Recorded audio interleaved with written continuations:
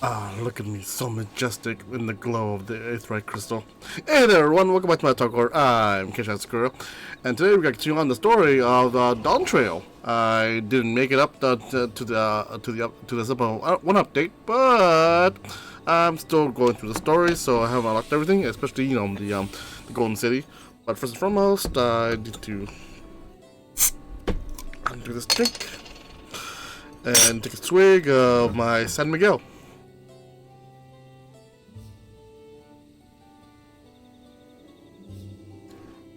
Oh, that was nearly a mess.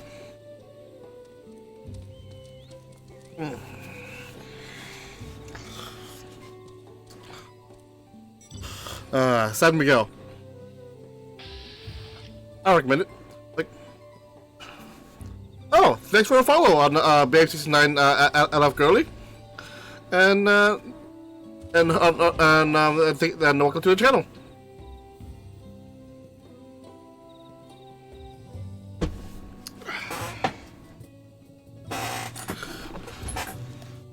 And with that, let's continue on with the story, shall we?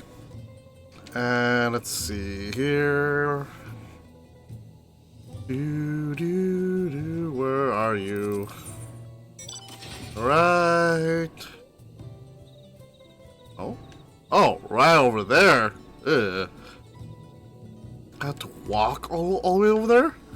Me walking? Alright. Yeah, all you flying folks. Southeast. I'm going the opposite of that direction. How do I...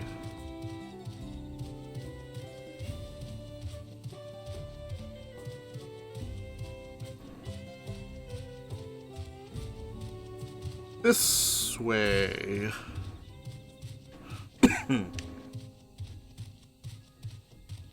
Don't mind me.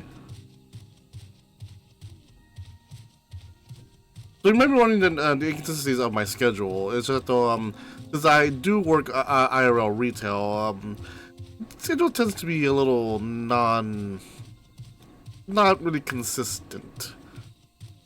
The only thing I try to keep consistent is the one day and Saturday for my tabletop streams. I've made any official statement yet, but I am working on getting the Falling Owls back on track. All my players ready, and all you need now is to just figure out a day everyone's available. And also to get ready my other players who's gonna replace one of my players who's gonna not show up. But then again, that is life, and also the life of retail. Am I going the right way? Oh, I am. Alright then.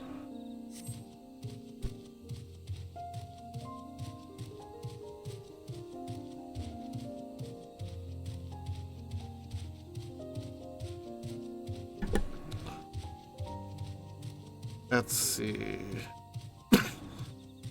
But overall, yeah, it should be Blue Morpho. No, go away. No, I am not Jonas Venture. No, Blue Morpho, go away. Times like these, I wish I had someone else to talk to. I'm so lonely. Oh, shoulder, don't get tangled. Lord. Wait. Northwest.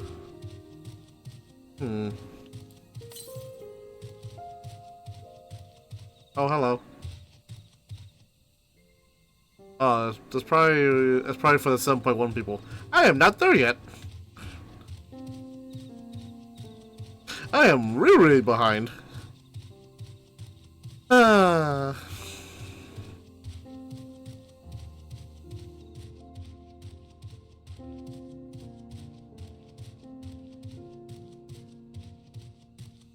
Oh, hello.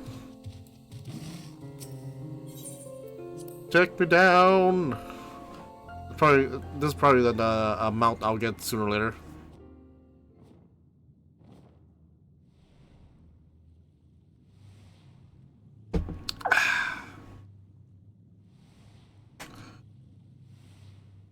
Wait, what? Oh, I'm off the grid. So I can't fly here normally, only on this thing.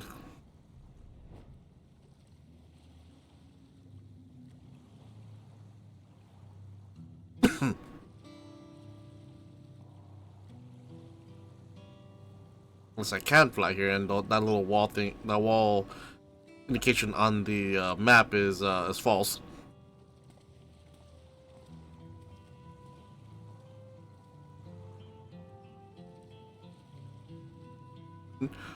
This is the cenotaph, which means beyond these doors is the right of secession or no. Disturbing the souls that rest here feels wrong. I know, but I can't turn back. Let's pay our respects at the very least. Is this gonna be a dungeon?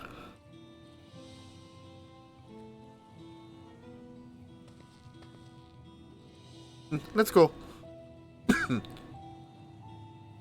I'm ready to complete my journey.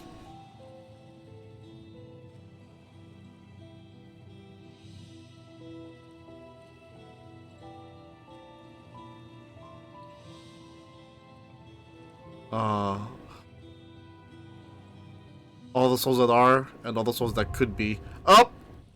Yep. There we go. I thought we were gonna turn around away from here, but this is a dungeon. Now we have to face the souls that that would have been, and the souls that can be.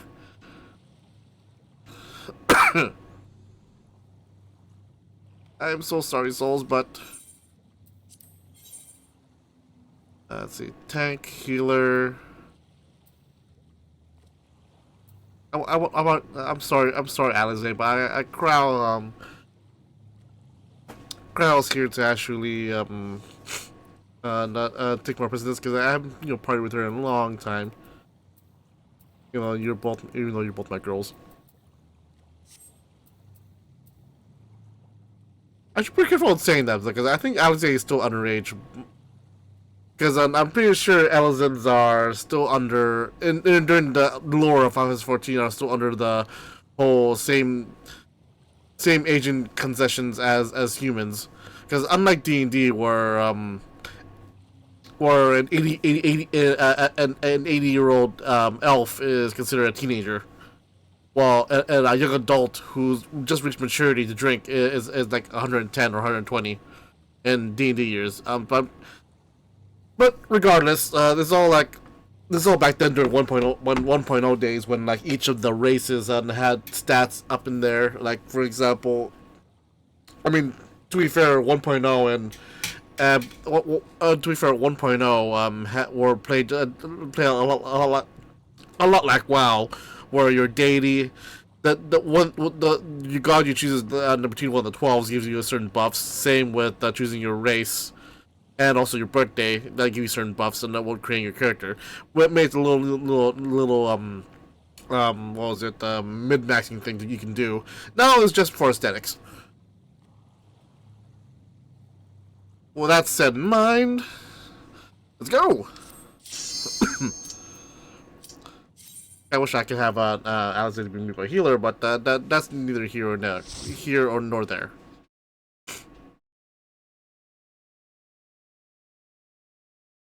Besides, Alexander, you already proved to us how strong you are. Now it's Krell's turn.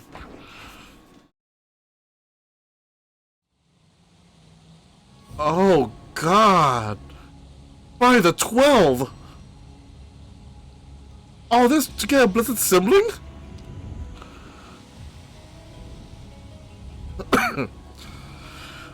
Oh, rest in peace.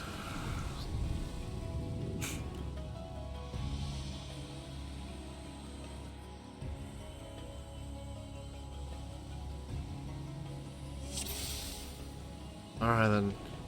You guys ready? Oh, right.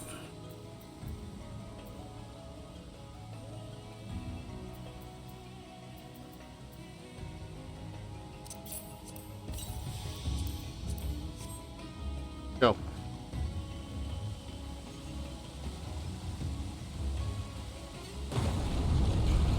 Let's.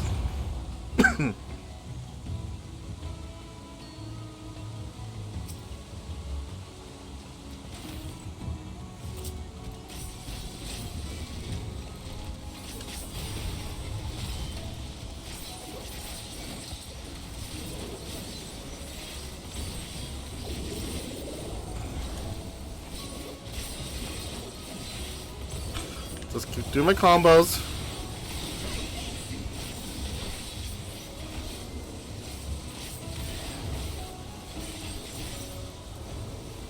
Oops.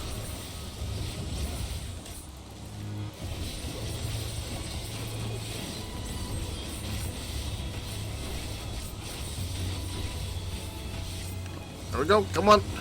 Keep doing your combo. Woo! No! No!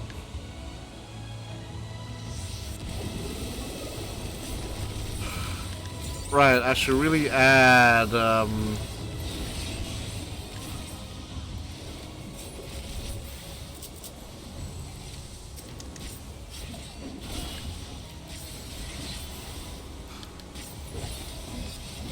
is there an AoE version for Awakening skills? No.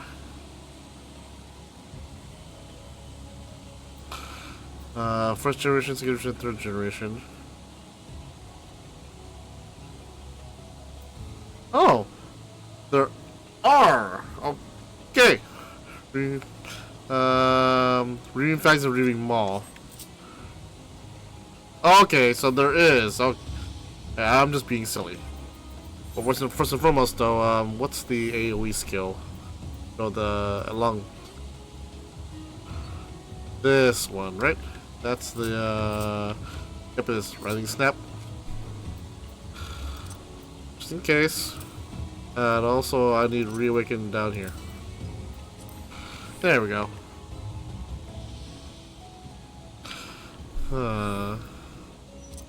Let me switch you up. Oh, Fury. Get you up again.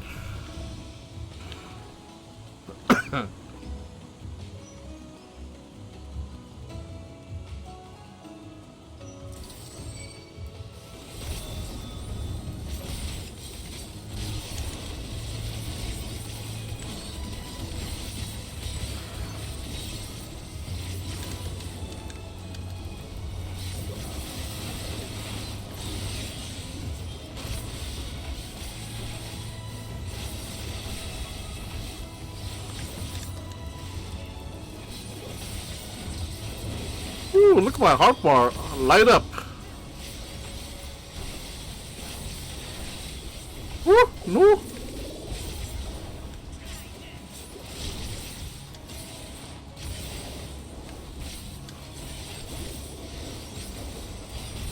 Come on.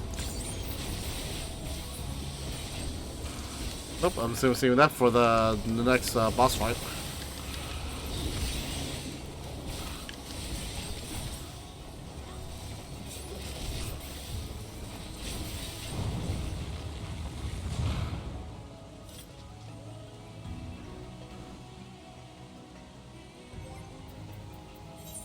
Where's that other skill? Oh, not that one. There we go.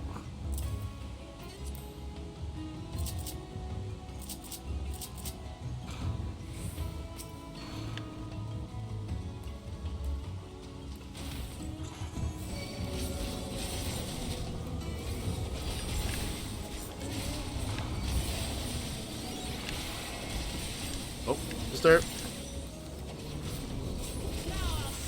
Nope. There we go.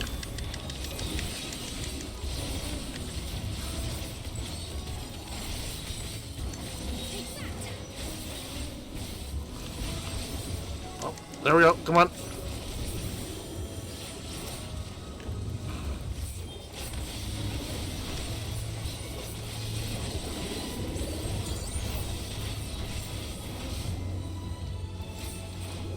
Already?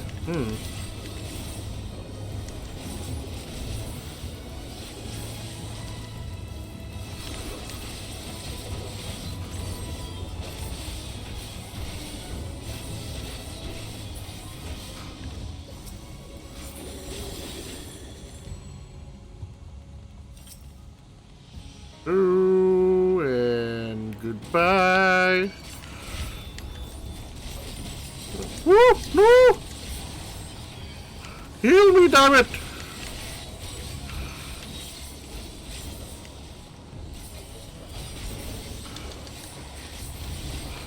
Oop, nope. No, nope, nope, nope, nope. How dare you? How dare you?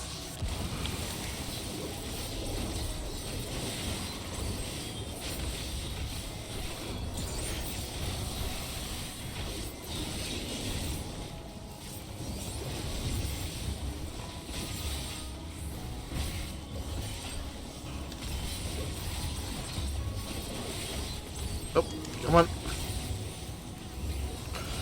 Nope, no, nope. Always be casting. ABCs.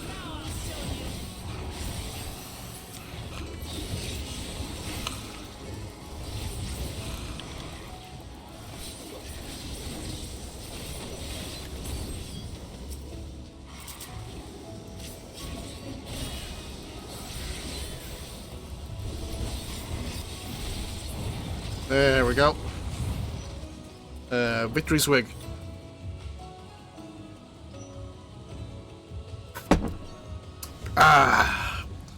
Rest in peace, all of you.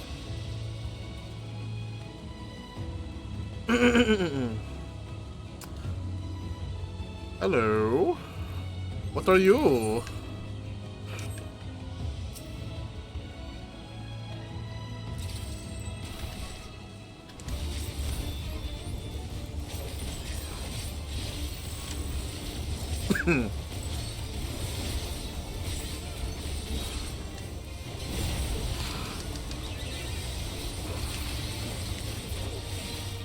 Man, what do you do?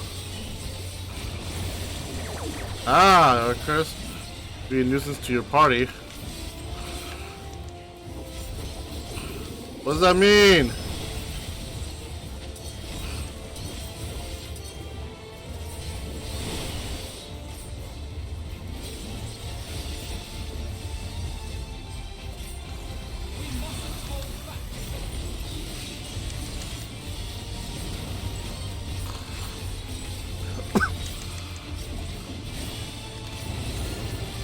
Very practical bubbles.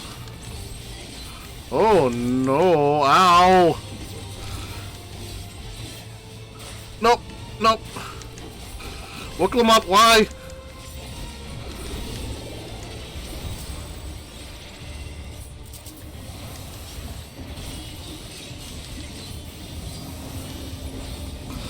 Huh? What?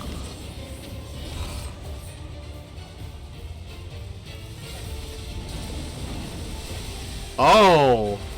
Oh! Oh! Ow!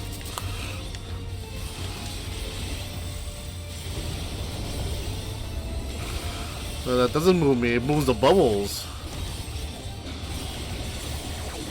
Appears to be a nuisance to your party.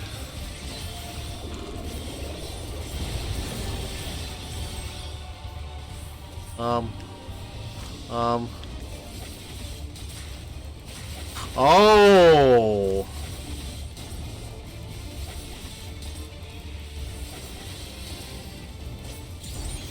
That's interesting.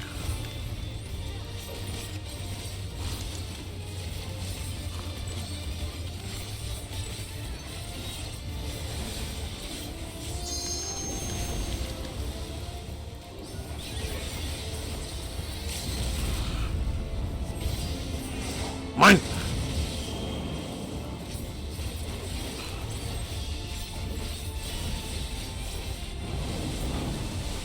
Fall off and over here.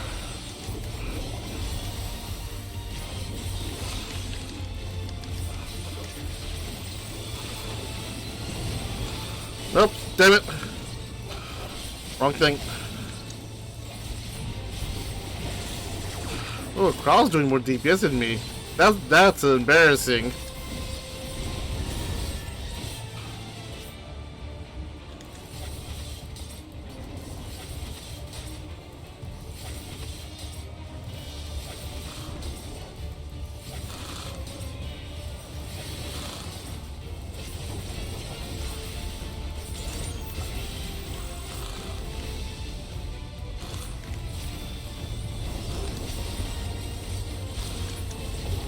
Oh. Oh, striking.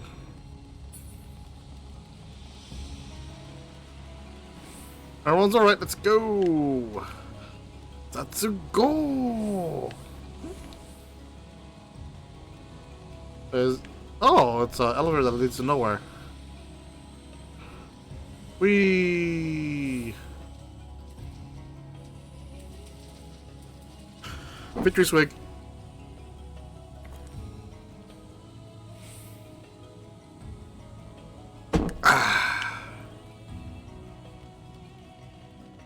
Wait, what's the map showing us before? Oh. Oh. Oh.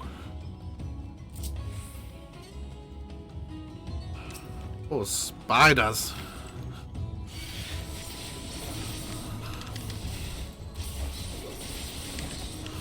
Ow.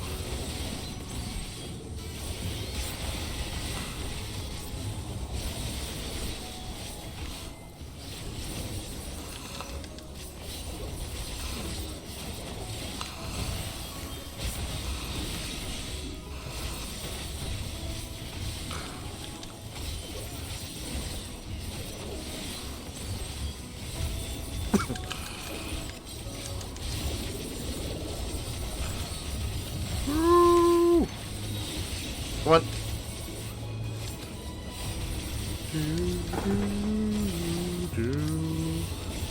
Oh, missed that chance.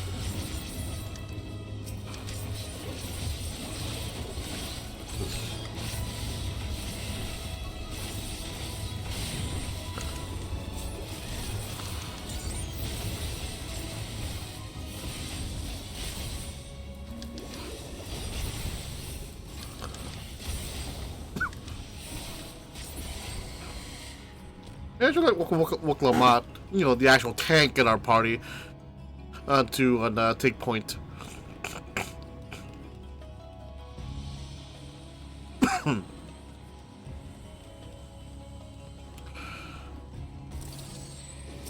Thank you, Lamont.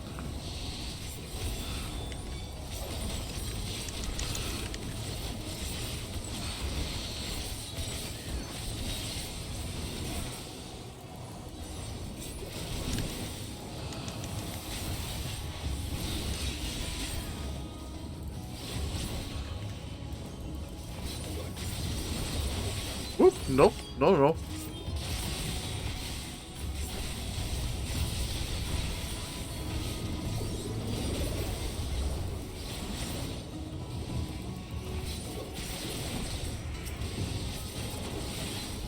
Oh, almost there, come on.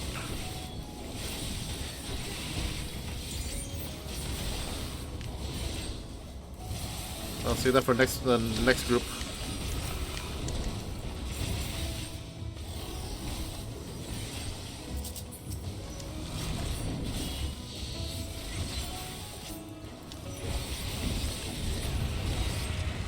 Hello, what are you? Bending, striking.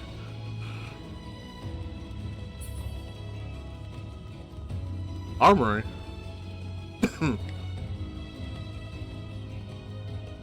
Thing is a miss.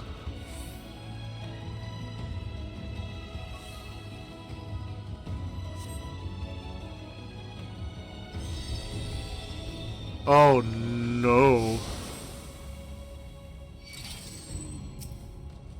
I didn't do anything! No! Wrong button.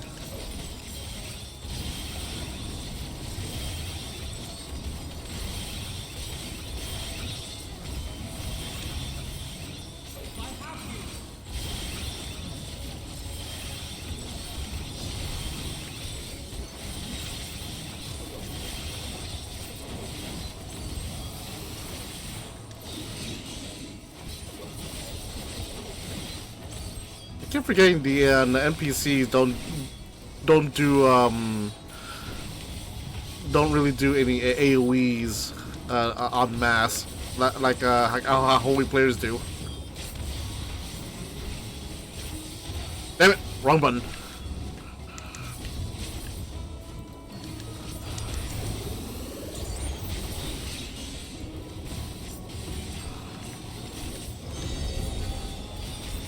Oh no.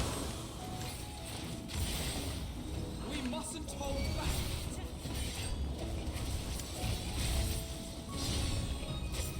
Alright, next group time.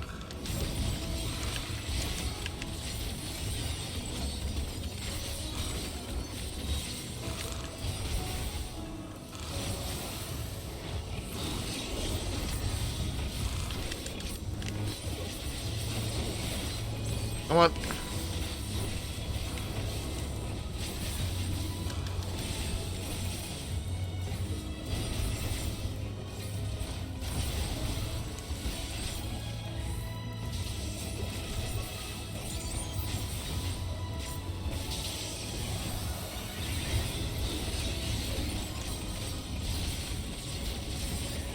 Come on.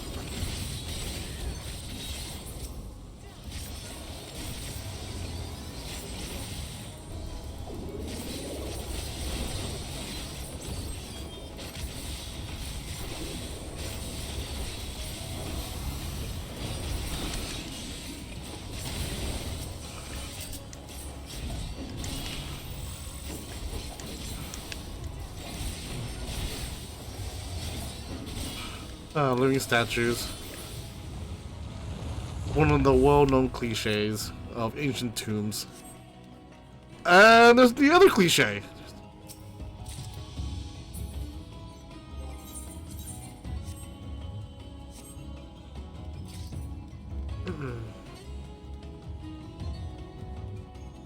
Go, Clabat, do your thing. Or engage, firearm risen.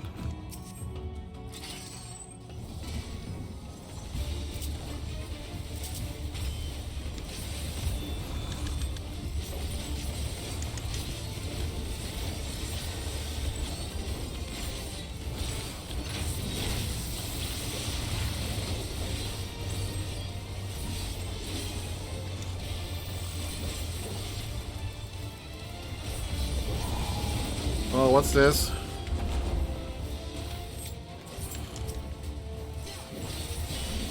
Okay. Is that some sort of mirror? It is! Oh no! Oh no!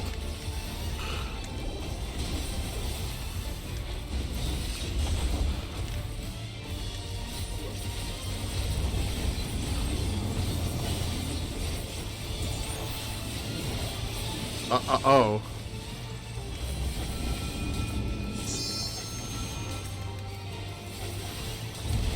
Oh, okay. I thought like that one mechanic for Titan, on Eden Titan.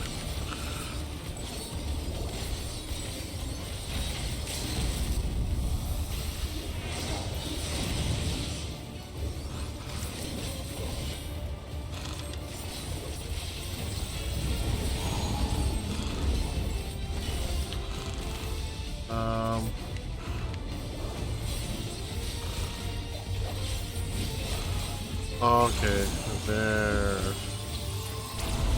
Ow, ow, ow, ow, ow.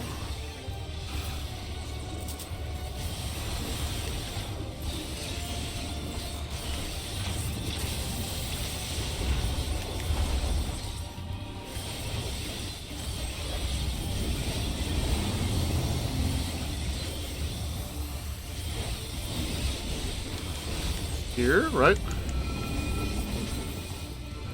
Woo! Yep.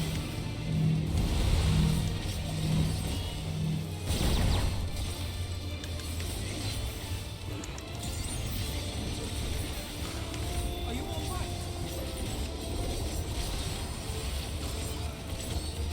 No, I'm not alright. I'm not alright. Okay. I'll go over here. Yeah, I'll go over here.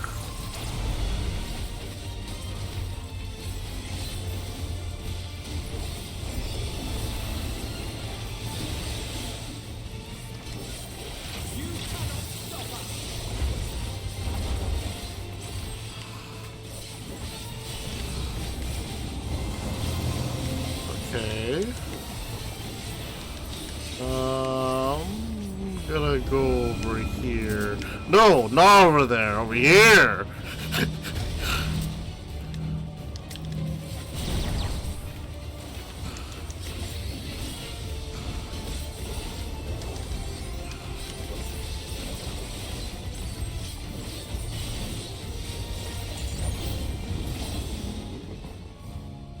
Thank you and good night. Fending. Are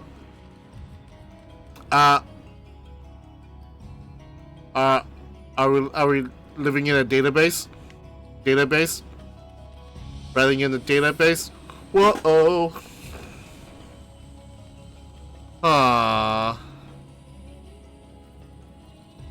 These are just contracts of ones and zeros.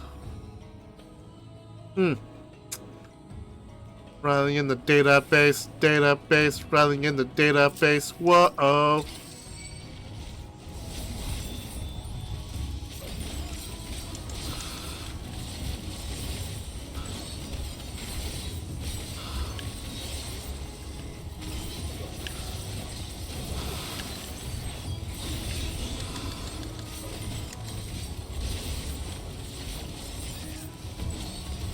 Come on.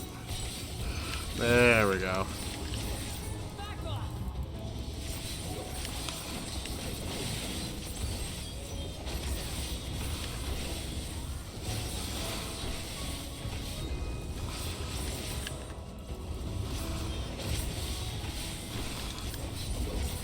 Yeah, crowd, this is right to do.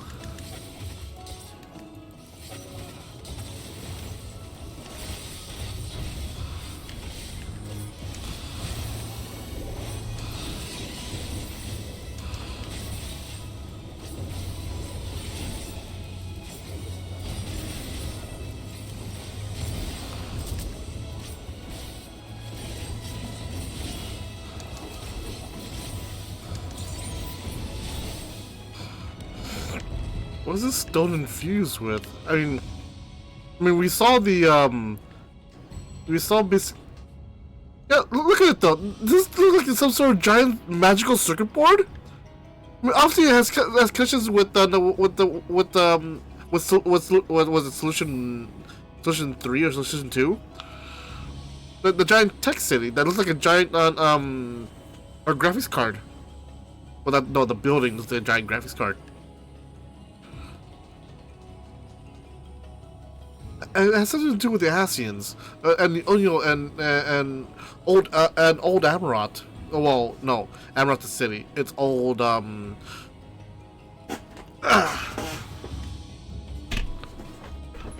Mamaria is another thing. It's old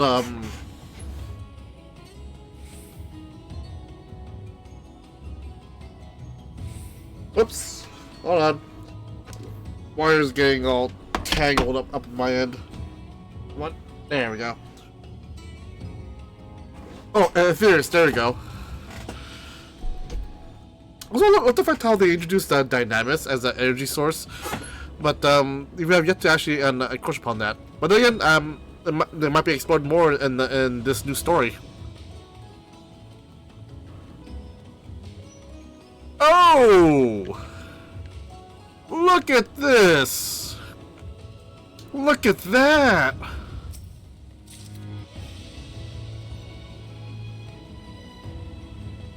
Yeah, welcome up. What is that?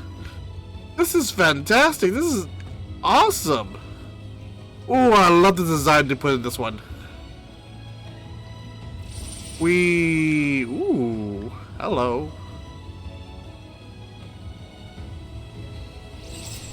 Alright, welcome out. Do your thing. Do your thing. Go.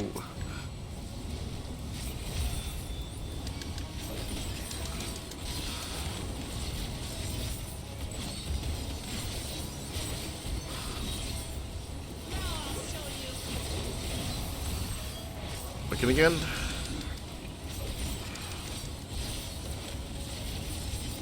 Whoop. Nope. Oh, no, no. Trying to explode. He just exploded. Stop exploding. It's embarrassing for everyone.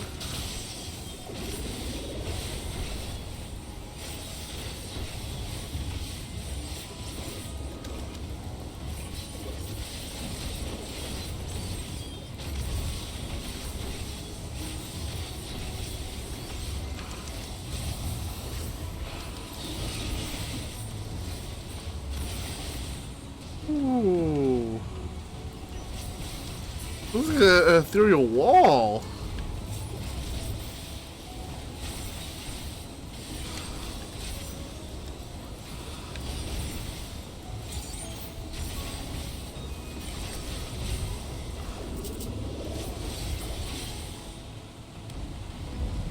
Ooh, okay, wow. Oh. I can just gush about this all day. Let me just look at it. It literally oozes the sentence, what was it, like, it is ancient but highly advanced.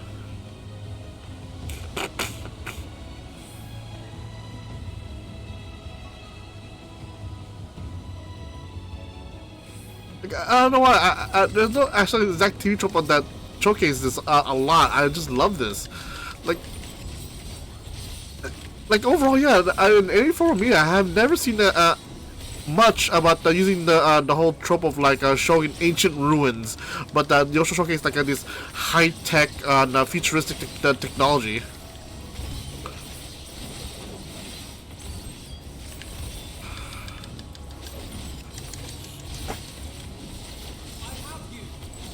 More than meets the eye.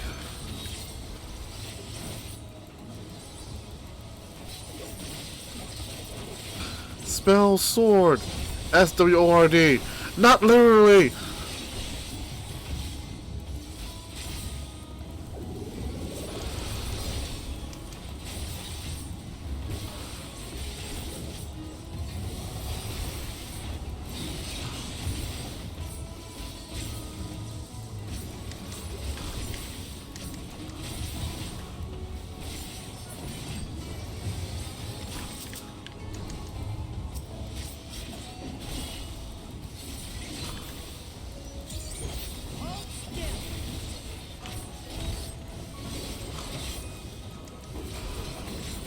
Come on.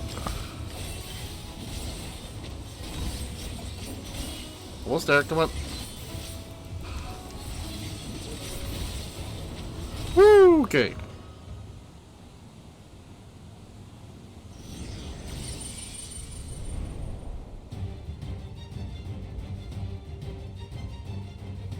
And the gate. Oh, no! Hello?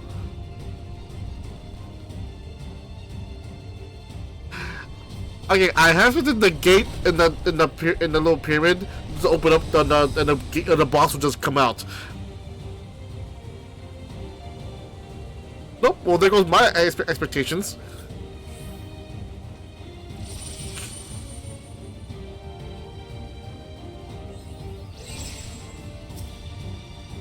Let us go.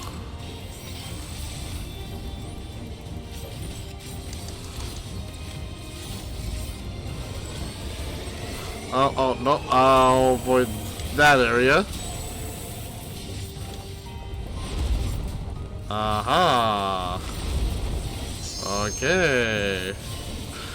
You're just like that first part of Puppet's Bunker.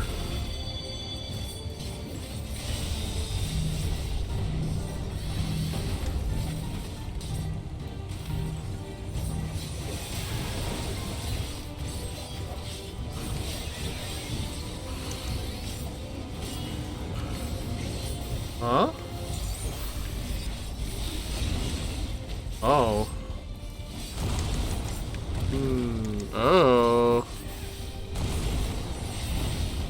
Oh. Nope.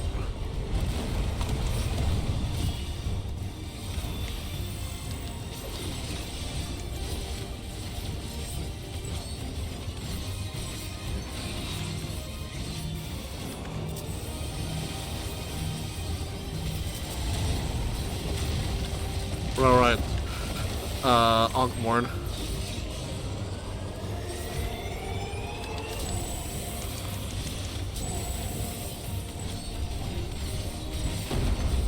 Woo! Woo!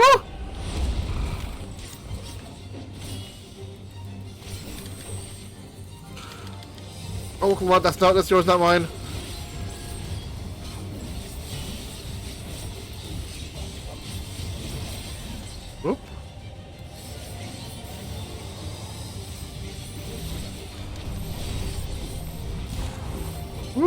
Okay.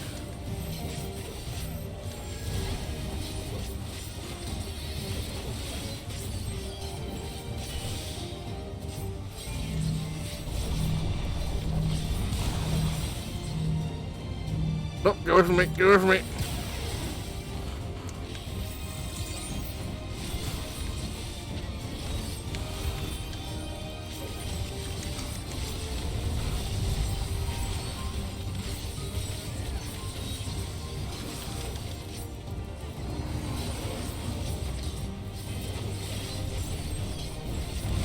Oh, wrong button.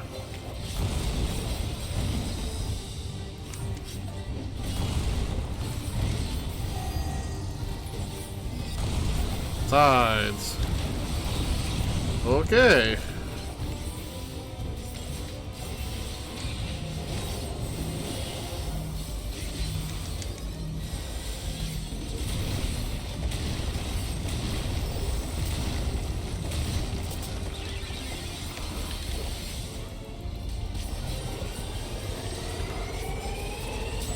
This way.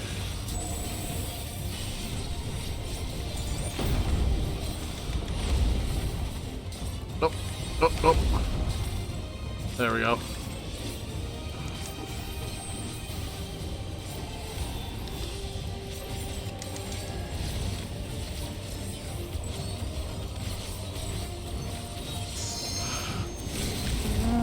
Oh.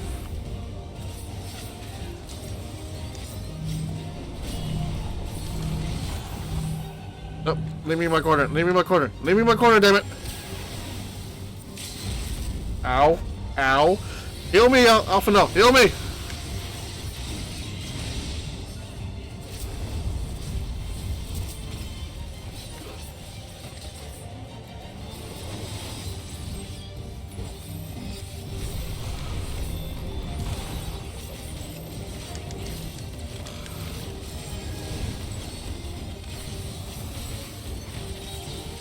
Almost there, guys. Come on.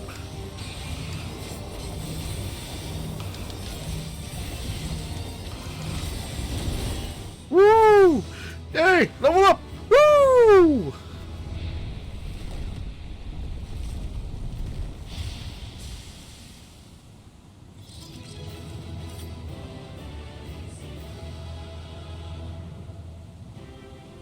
Yeah, we did it!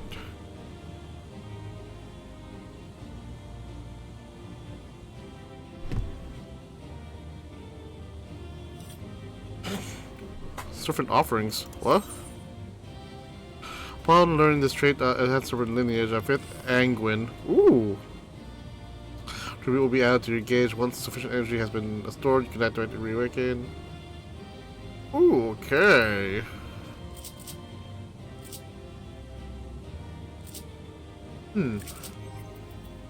Level 96 now, so. Ooh, Ouroboros. Reawaken changes. Oh, Reawaken changes to Ouroboros. Okay. Shoot.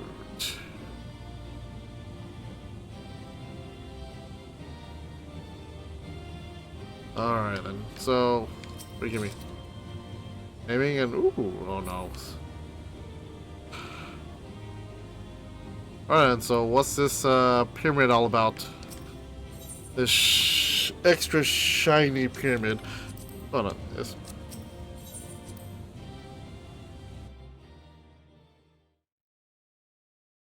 Oh, please don't let them be voices. So I can open up another bottle of San Miguel.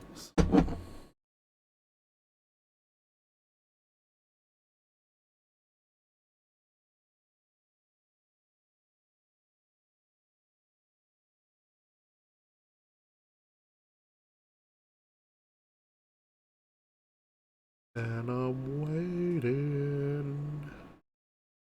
Come on, load up. You can do it, my giant potato of a computer. You're still valid.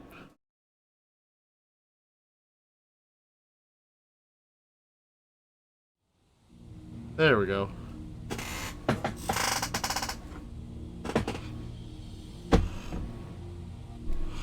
Ooh. Now I wish we had Grotha here.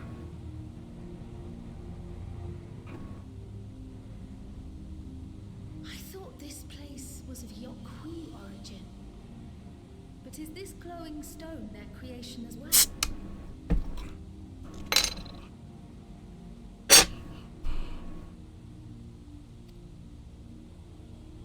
I don't believe so. I've never seen anything like it. Then it's from an even older time. Don't tell me it's the Allagans again. While careful study would be required to confirm, it does not appear to be reminiscent of their designs. Maybe it's even older.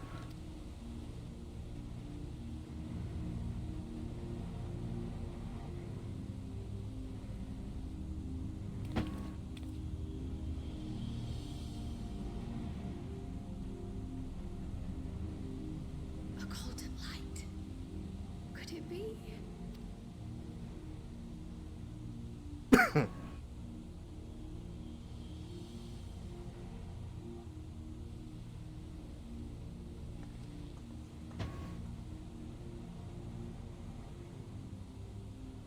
Might be the entrance. There's a platform on the other side, but how do we get over there? Oh, hello. Ask and you shall receive.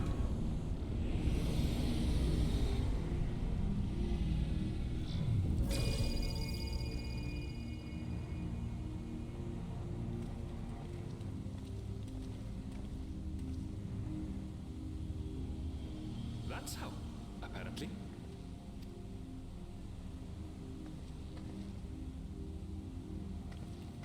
Would Right then. Let's go and take a look. I mean, pretty honest though, if that was the entrance to the Golden City, then I want to add, I want to say at the very least, though, Gold Jaja would greet you there to welcome you into it.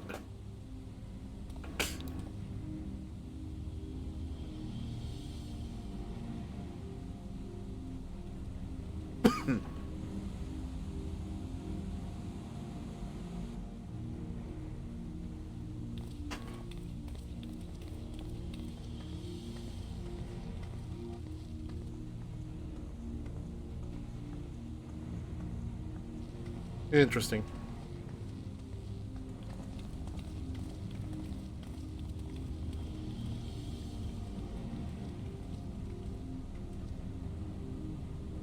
That seal. That's Charlian and no mistake. Oh. Charlie and Seal, huh?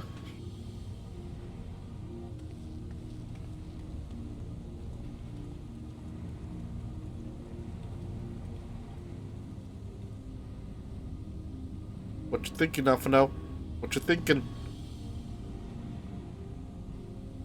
How do we open it? Come and look at this.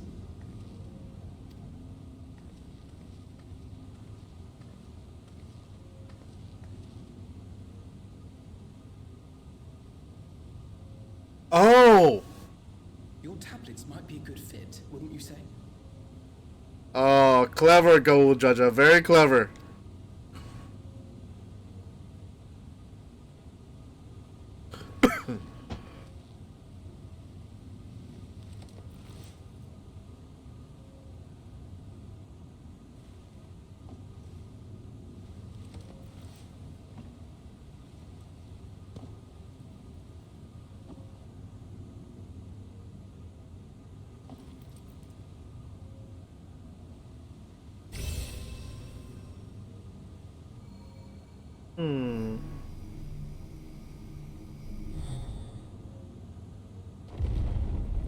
Open sesame.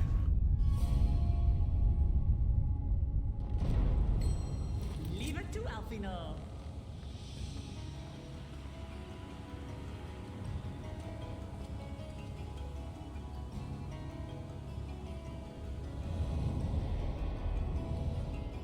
Oh, hello. That's a drastic change.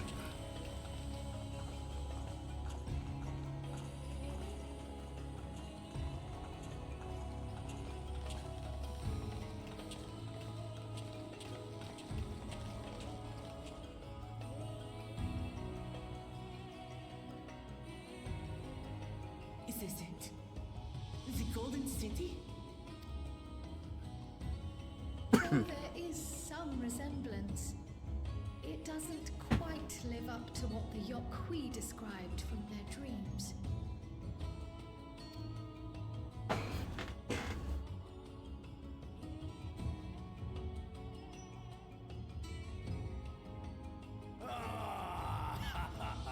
There he is. Well done. Well done indeed. There's Gold Jaja.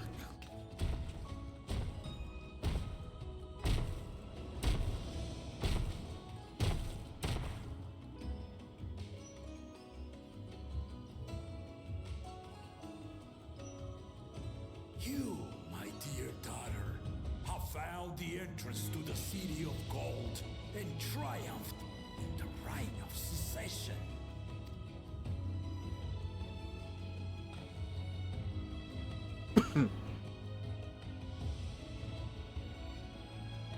So we did it.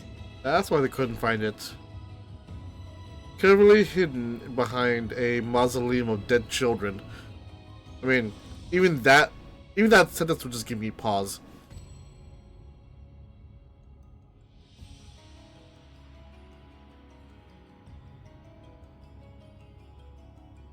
We made it to the end.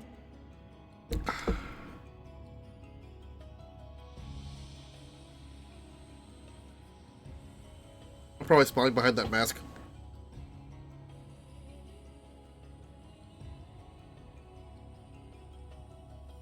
You seem more perplexed than joyous. It's just... This place is unlike anything we've seen in Tural. Never mind the peculiar stone.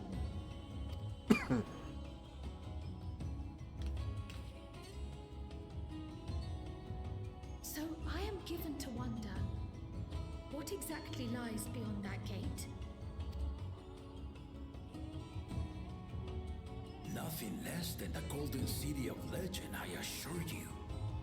A circumstance prevents us from opening the gate. Wait, why? Why can't we open it? As to what the city is and what Gall of Valdezia discovered all those years ago, this knowledge and more, I will share with you after your ascension. What you choose to do with it will be up to you.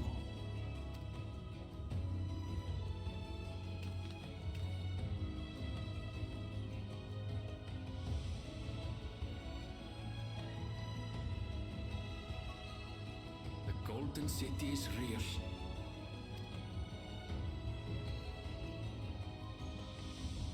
It took a while, but I finally found it. The Golden City is real! Come, let us return to Duliola. Home at last.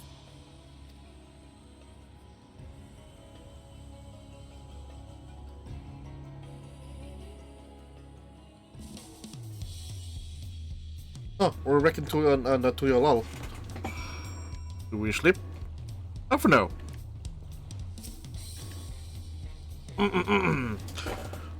Well, we've done it. We've seen Woklamak to victory in the right of secession. Like me, I expect you to have no few questions about the Golden City, but this must wait until our claimant has settled into their new role. Even as we speak, she prepares for the Ascension ceremony back at the palace. I'm given to understand it will be held in a few days' time. In the meantime, let's all enjoy some well-deserved rest. Yay! Aether current. Ooh! Time to sleep. Hello, ma'am. I'm here to sleep.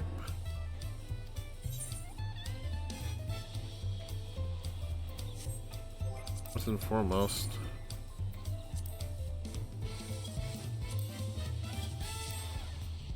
Oh, okay, we're full on that. Welcome back, Macker. Do you want victory in the right of secession? It is our great honor to host the comments of a future Dawn servant. Such a grand journey has doubtless left you fatigued. Please relax and enjoy your stay.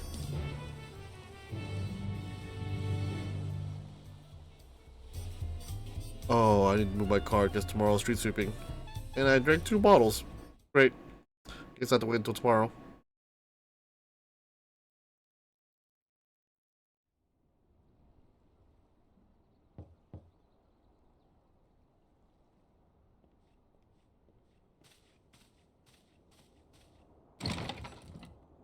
Oh, hello.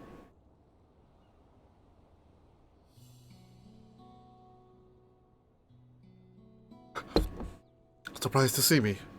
I suppose it's only natural. May I come in?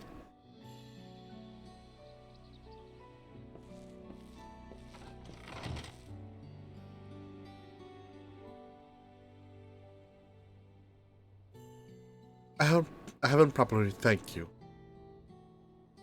Huh?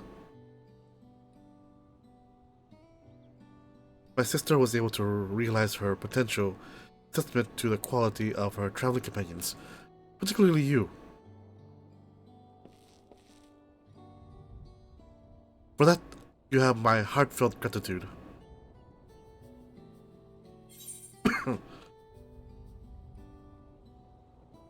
I mean, she did all the work. I was just moral support.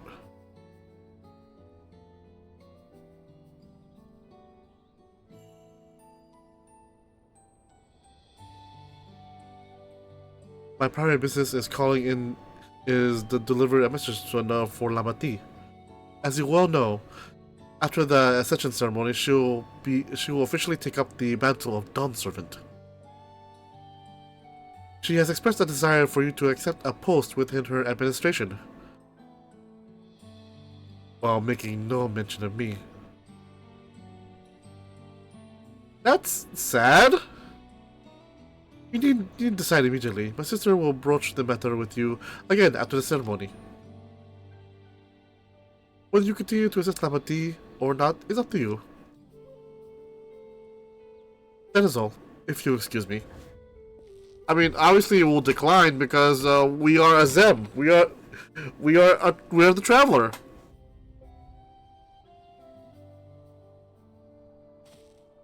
The traveler, the adventurer. You have become someone irreplaceable to her. As her brother, I acknowledge that with no little jealousy. But believe me when I say that I hope you will stay by her side.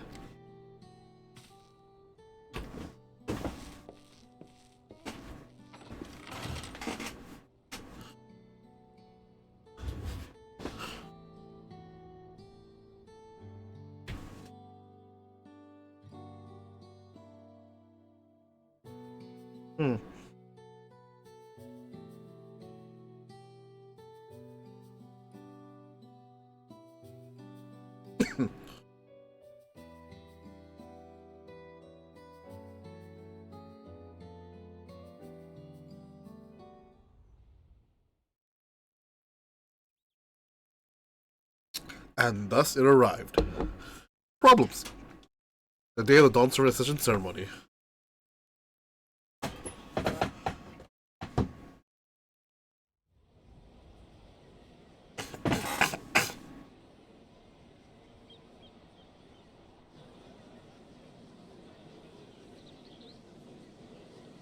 Problems, problems, and more problems. What a crowd! As befits the changing of Dawn Servants.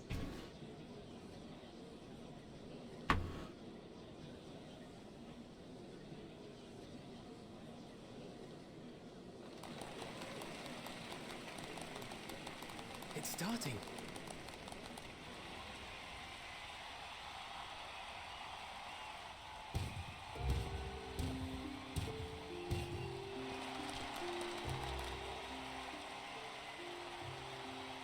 The Dawn Servant!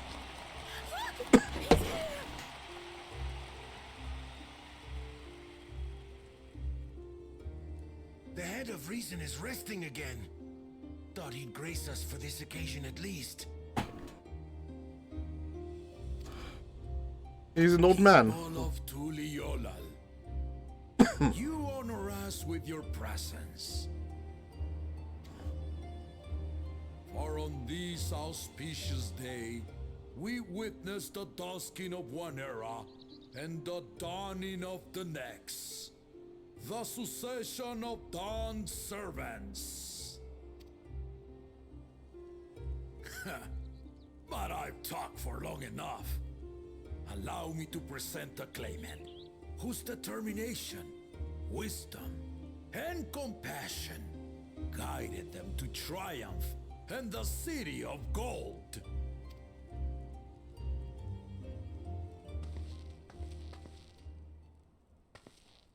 I thought they'll give her some better investments than that.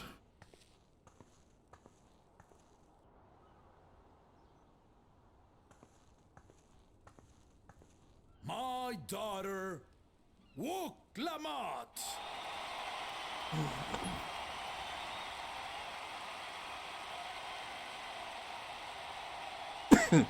Which everyone in the community saw coming. Huzzah! Huzzah! Long live the Dawn Servant! Long live Tuli Yolal!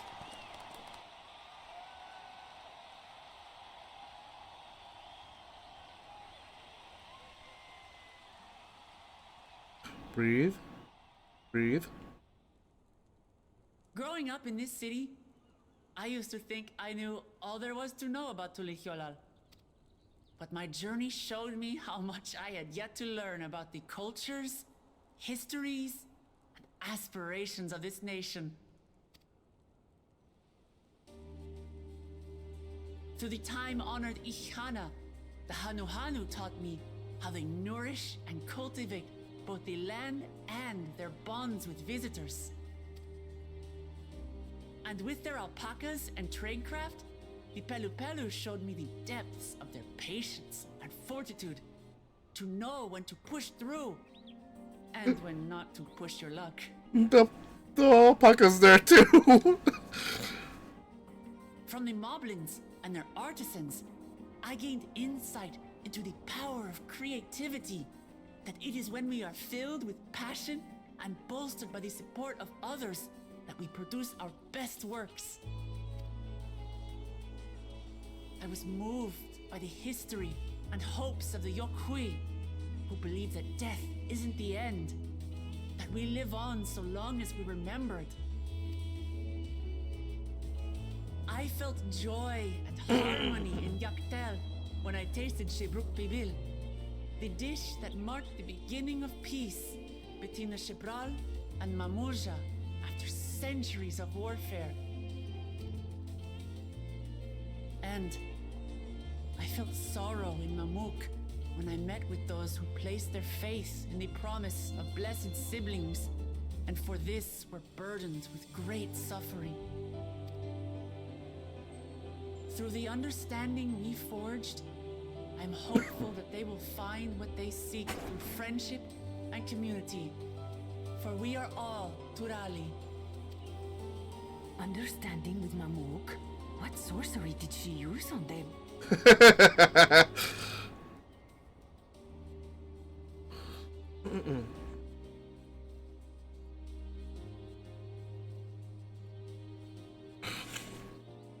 All of which is to say that, as I've come to know our nation, I've seen the ways in which we thrive and the ways in which we still struggle.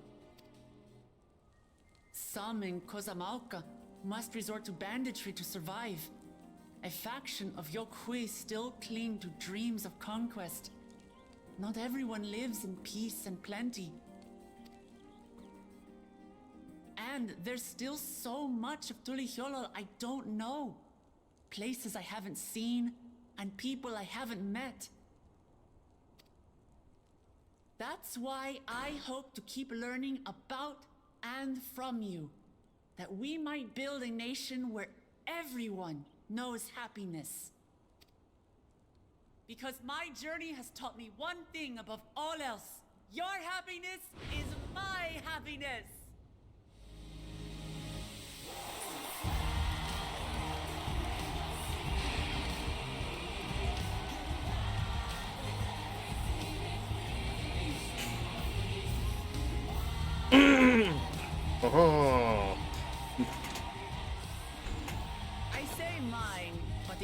servant doesn't need to be a single person, does it?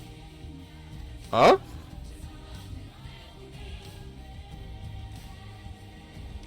Oh dear. What is she doing? Oh?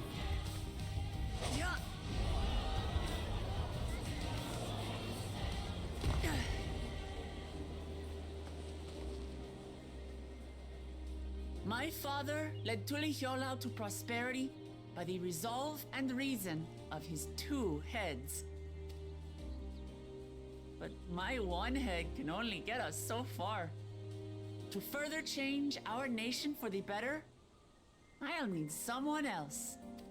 Oh no. Someone with the knowledge and insight that I lack.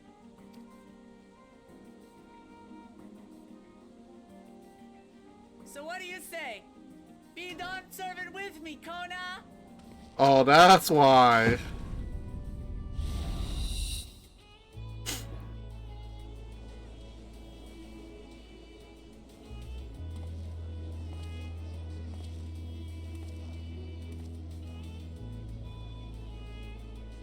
Resolve and reason. To make a leader in this nation, you need resolve and reason. Mamachi, are you certain? Absolutely. You take reason, and I take resolve. Together, we make a full Dawn Servant.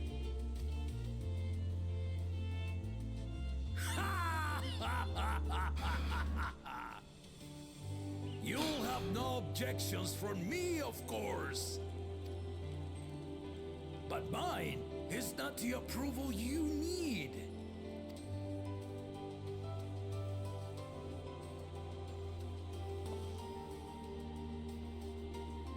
During my time abroad, I experienced the benefits of foreign technologies, some of which I introduced to our nation. Dirigibles now soar the sky in the south, while locomotives traverse the land in the north.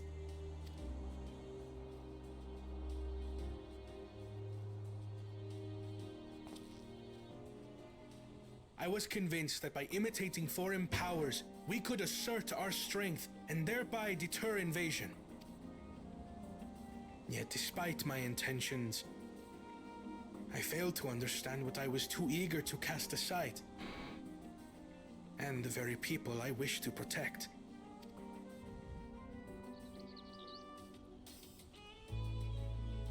My own journey has taught me that culture isn't a hindrance to progress, but a shared value that binds us, connecting lives and generations. With your blessing, I vow to help Tuliyollal prosper in a way that honors the hopes and heritage of all her peoples.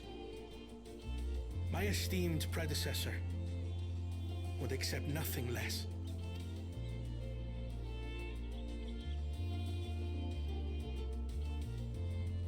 For ultimately, I harbor the same wish as my sister. To give you cause to smile. That is my heartfelt desire.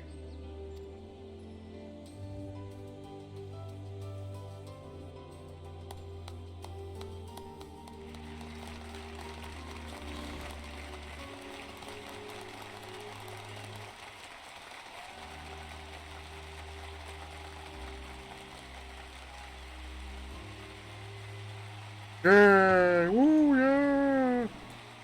Yeah, NPC noises. Sorry, I shouldn't ruin the moment.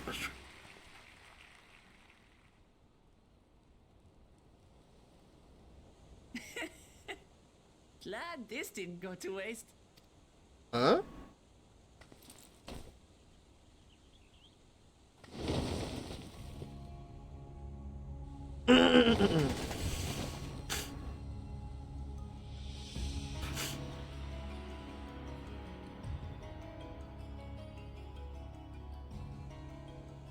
This is the Lay of Legacy, the part of the Tuliyollal saga where you and I become the next Dawn Servant.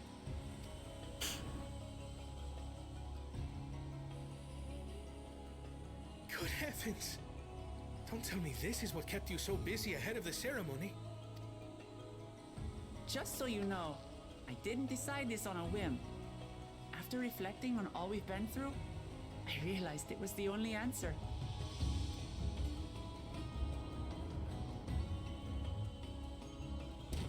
With this, both my brother and I have worthy successors. He would have been proud.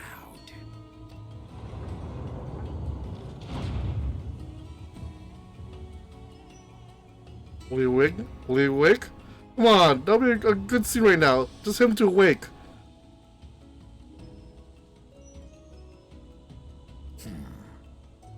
Of course you knew.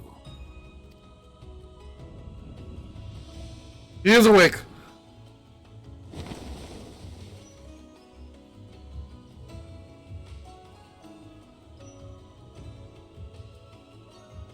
It's been 3 years since my brother left us.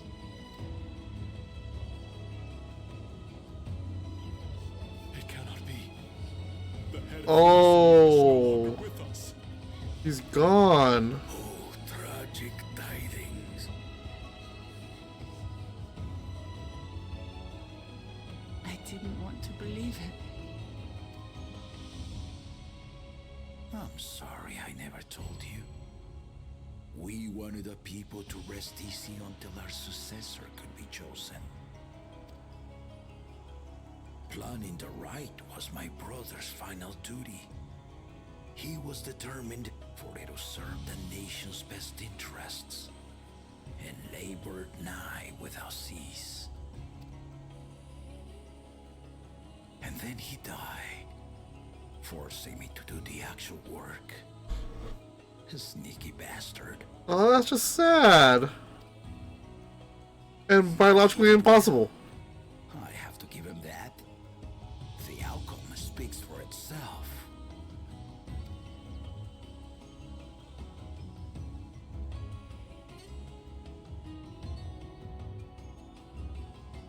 Though not quite to the original script, your new dawn servant rises.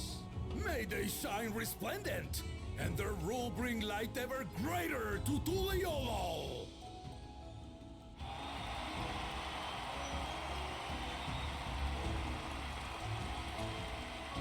And hopefully at the very least, though, he'll be there to guide them both before he fully retires.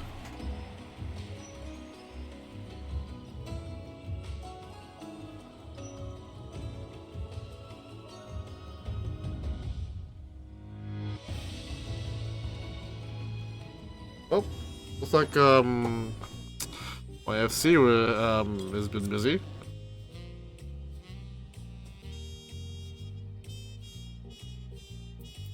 Oh. You're just doing random FC stuff. Hello, Cryo. Well, Clement was brilliant up there, wasn't she? The part with the second promise was surprising. But between the two of them, I dare say our new Dawnstars will be capable of anything. The future of Tuliolol is bright indeed. Indeed. Now, what about the first promise and his partner, who's always carrying a red flag? Yeah. Oh, my dead Mushi appeared on my shoulder. Hello. Hello. It decided to crawl up there. Ugh. Catman with the impeccable hair. Yeah, yeah.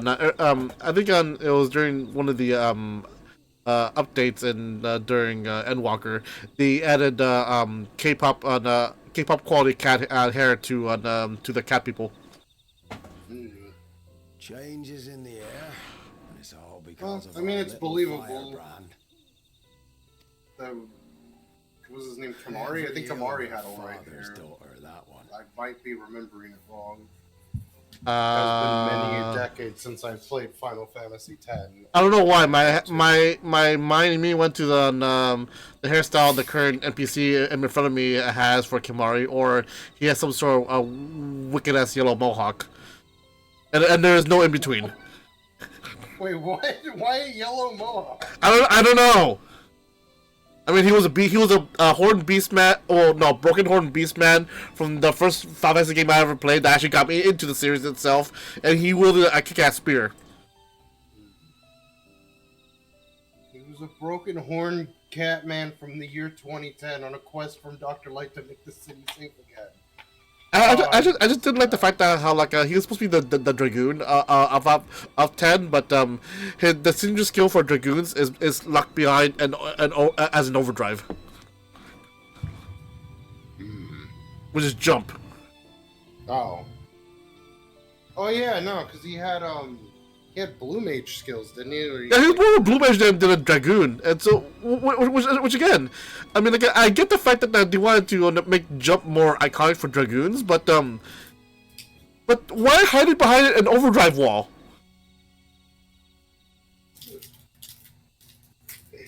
But I digress. I'll be watching where you steer this nation, lass. With what time I've got left. Kimari, jump on. Hold on, this is gonna DMC. hold on, this is gonna bother me, so I'm gonna look up on Kimari's picture. I probably should too, since I don't actually remember what he looks like. Kimari Ronso. Oh no, he has Also, like not sure why, but I typed in Yahoo on my phone's browser. so he has those little braid things on the side of his head. And assassin. Runs. Oh no, our His favorite. hair's pretty sick. Oh no, he is now the dead. Also, if you don't mind me, since I'm no longer in a cutscene, I'm gonna head towards the restroom for a minute because I drank those last 2 bottles of San Miguel and they're right now coming up. I'll be right back. Oh, that sounds more like he's vomiting, but all right. And now the sounds of my soda bubbling.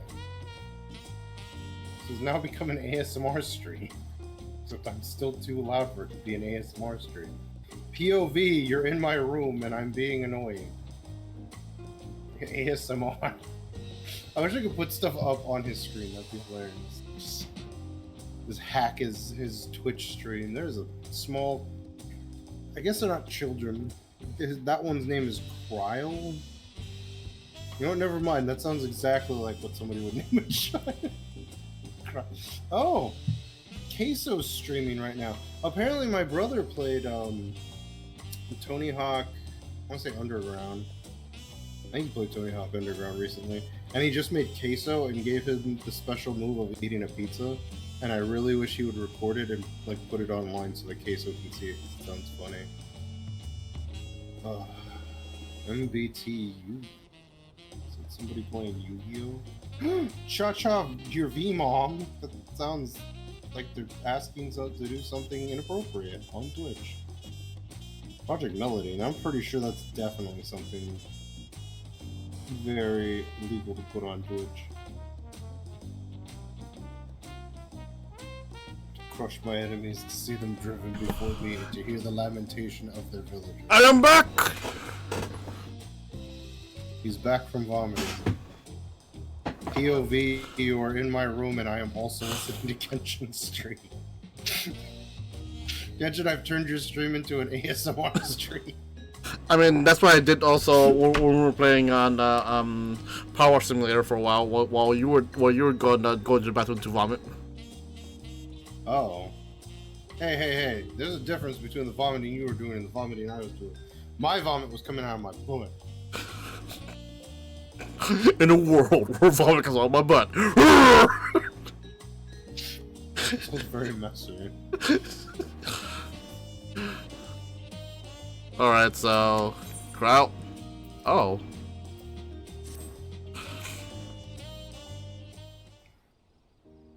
Yeet.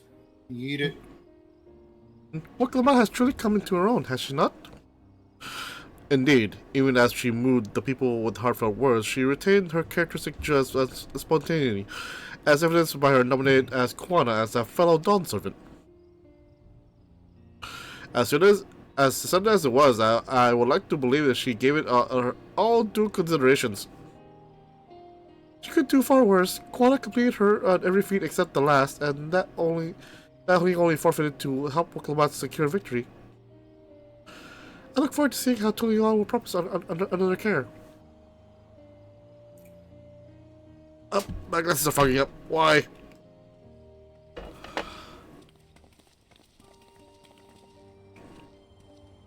I guess he's wearing 3D glasses. No, I have these glasses though that'll help with the the eye fatigue and glare from computer monitors.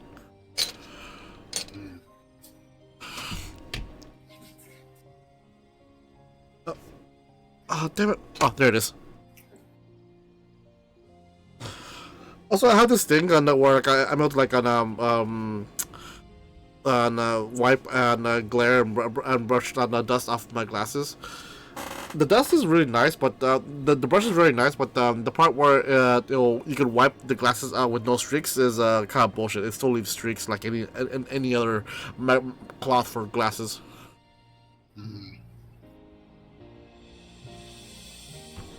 And everyone, thank you for coming. I can see you all perfectly from up there. That was an impressive speech, Dawn Servant. I told you, no titles. Besides, after everything we've been through together, you're nothing less than family. So, like my family does, I'd like you all to call me Lamati.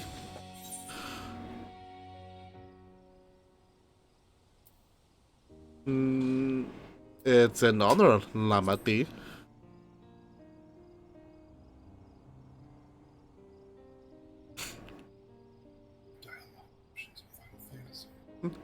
Thank you. It means a lot to me. It would also be my honor to call you Lamati. Mine as well. Indeed, consider us your Eorzean cousins, if such a notion appeals to you. Eorzean cousins. It's a little embarrassing, but not in a bad way. Also, don't mind me and my... If you're new to the channel, don't mind me and my bad, voice acting. It's a feature on this channel. There's still lots I'd like to say, but I need to make my rounds first. I want to thank my supporters who are visiting for the occasion. Could you wait for me here? Of course, we'll keep ourselves entertained. That said, would you like to join me? Sure. Wonderful. Come meet me outside the wind walk then. As long as you don't get stuck in the wall again.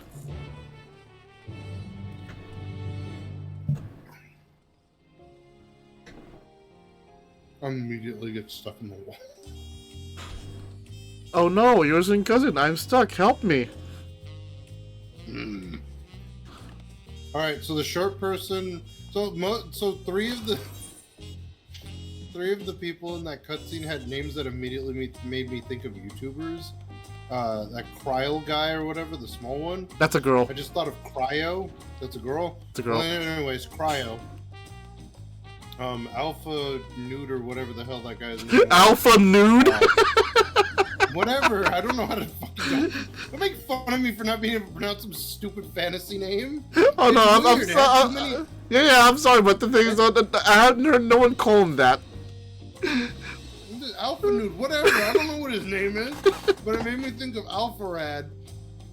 And then there was one that was like the bunny person that was named Aaronville or whatever, it was just Aaron Egoraptor.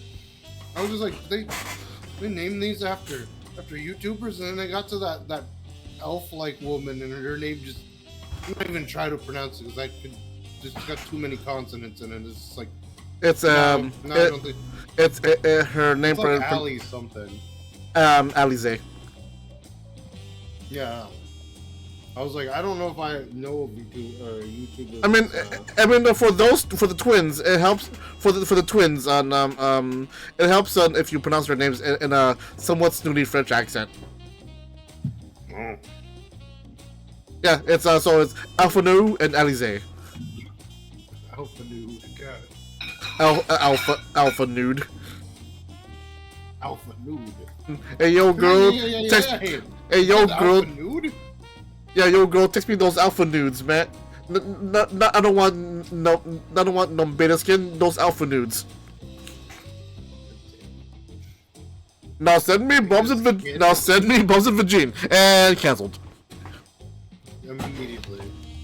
The entirety of all Indonesia has come upon you. Riding, I don't know what's. I would say cows, but those are sacred to them. Let's just say pandas for like no reason. Actually, no, I have a weird fixation with pandas. I don't know why. I mean, you do eat a lot of panda eggs. Panda eggs? Yes, I do.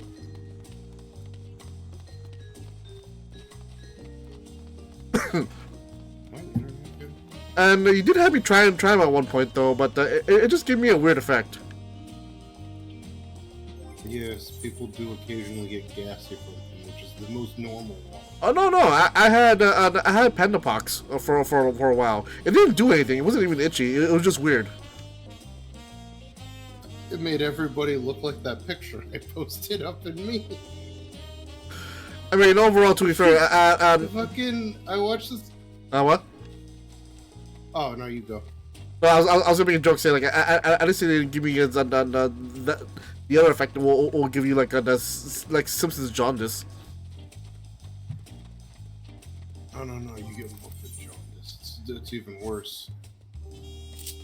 Ugh. But yeah, I watched. I can hear my phone making noise. I watched this guy that explains videos. His name's like Highboy or something like that. And his thumbnail for fucking his explanation of Kung Fu Panda is fucking hilarious.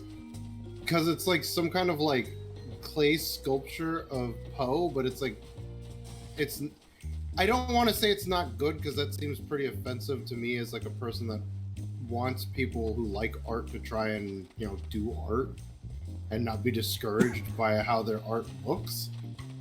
But it looks kind of like the Po we have at home.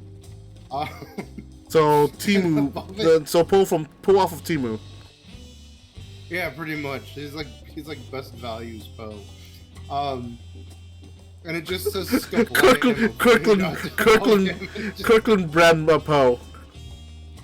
Yeah, and no, not even that. It's Kroger brand.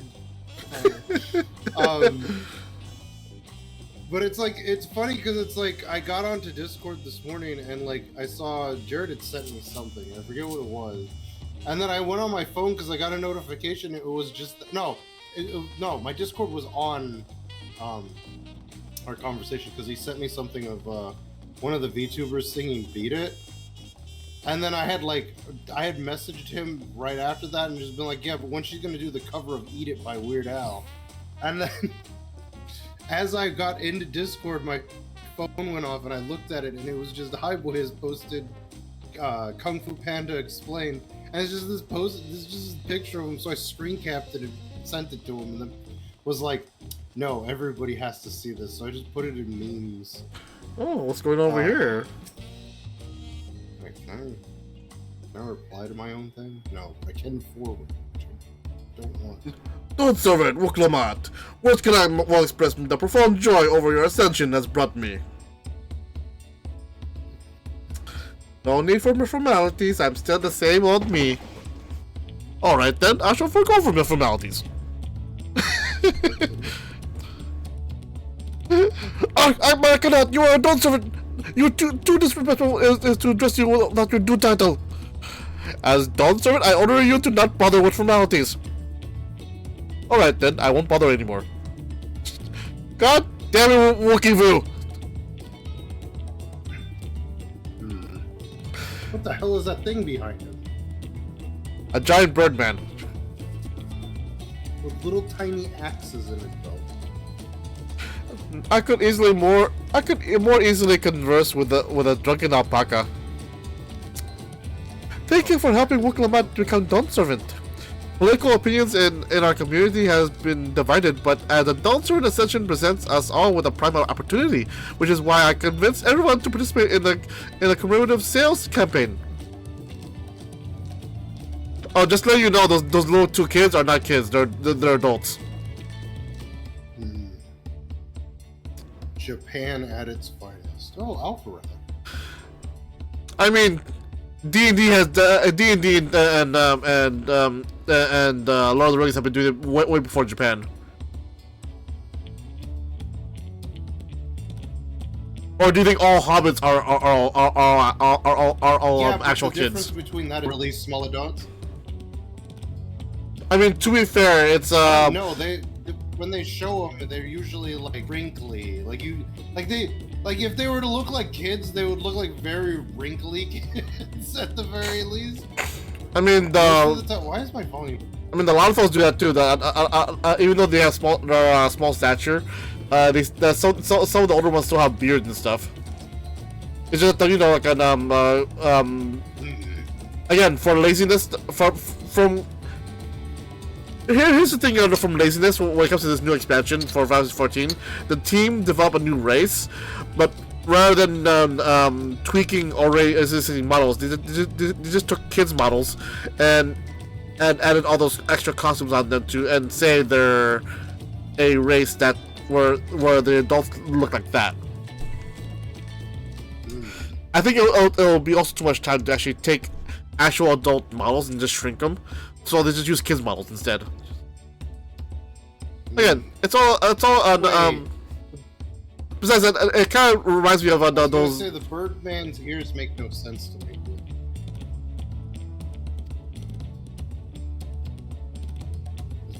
But anyway, I digress. Though. You remember on was it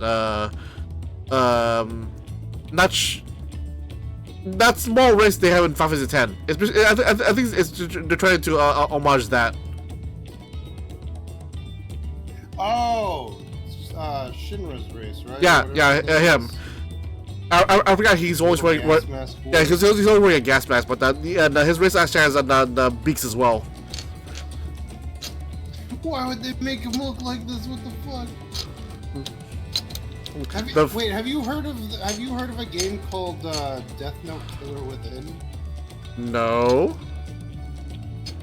Okay, because a thing just popped up for the guy Alpharad, and he's playing it, and it's kind of like, it looks very much like, well, he also puts it as Death Note Among Us, essentially. So it's basically like one of those things where you have to figure out who the killer is. And all of the player models look like little, not even Lego people. What I can't think of I don't know if Duplo uses the people where they're like cylinders with like little heads, but that's what the players look like in this. And there was like a dead, like one of them looked like L, but his eyes looked like he had been doing like crack cocaine for 15 years straight. And then he was just dead on the ground. He showed it and it made me laugh so hard. I'm just like, oh, why would they make him look like that? I guess you could make your character look like whatever, but they had a dead L. And he was just looking weird as shit. I mean, any game that gives you character creations would invite like a can of worms. Depending on how much character creation, though, the can of worms would just get bigger and bigger. A case in point, look at the characters they made in was it the new Street Fighter? Well, I haven't looked at anything in Street Fighter. They have the character creation. No, that might not be true. Maybe. Yeah, they actually have a character creator, so because they had their own little story mode where you can. Basically, from what I saw, is that there's a story mode where you can actually go play the story, and you slowly gain skills from the other like fighters. Like you can you can have a character that knows like Ryu's Hadouken along with I don't know, like that fire move on that monk guy can do. I forgot his name. Dulcim? Yeah, him. Yeah, that guy. Well, the point is though, the character creation in that game is like, in the wrong hands, it's very, very horrific. So like I think Ball Bunny that did the example the best. It's like so. Because in Ball Bunny's comic though, the guy that was doing the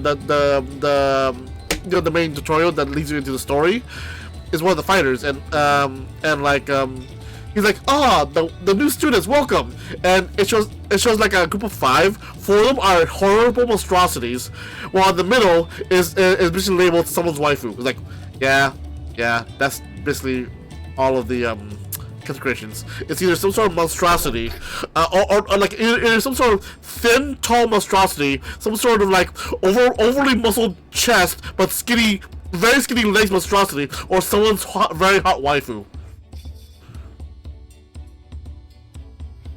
Wait, I need to... Are you seeing it? No. I remember. Okay, I thought it was a newer one, but it is the one that Oni played one time. I'm trying to get like a screen cap of the character that he was making. It's not the complete character, but it's one part that I came across that looks really fucking hilarious. But yeah, it is like the epitome of what you're trying to describe, in my opinion. It's either like it's literally just either some eldritch abomination or someone's waifu, and there's no in between. That hurt my ears. God damn it, Bobby. Whoa. You know what? Whatever. If Discord thinks that it's weird that I randomly hit a key 3 times and it just so happened to be the K key, they can suck my balls. Oh no.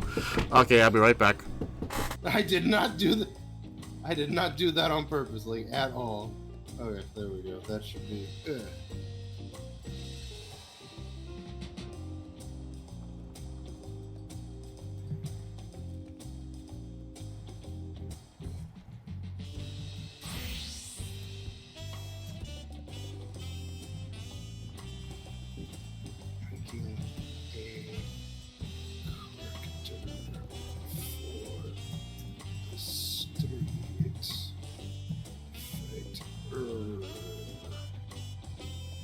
Argan Flagon something or other. Kia. Oh, yeah, it's been playing for a bit. Okay. Probably gonna get ready to get off. Which is good because I have work in the morning.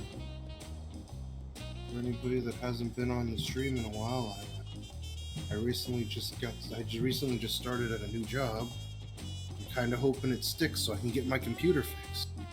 I mean, I already kind of have the money to get it fixed now. It's just I didn't want to fix it while I wasn't making steady income because I didn't want to just throw a bunch of money at a problem and then not have money later for like to pay off my car and stuff. So I'm also working on what I've referred to as a parody comic of One Piece. It doesn't really parody One Piece at the moment, like at all.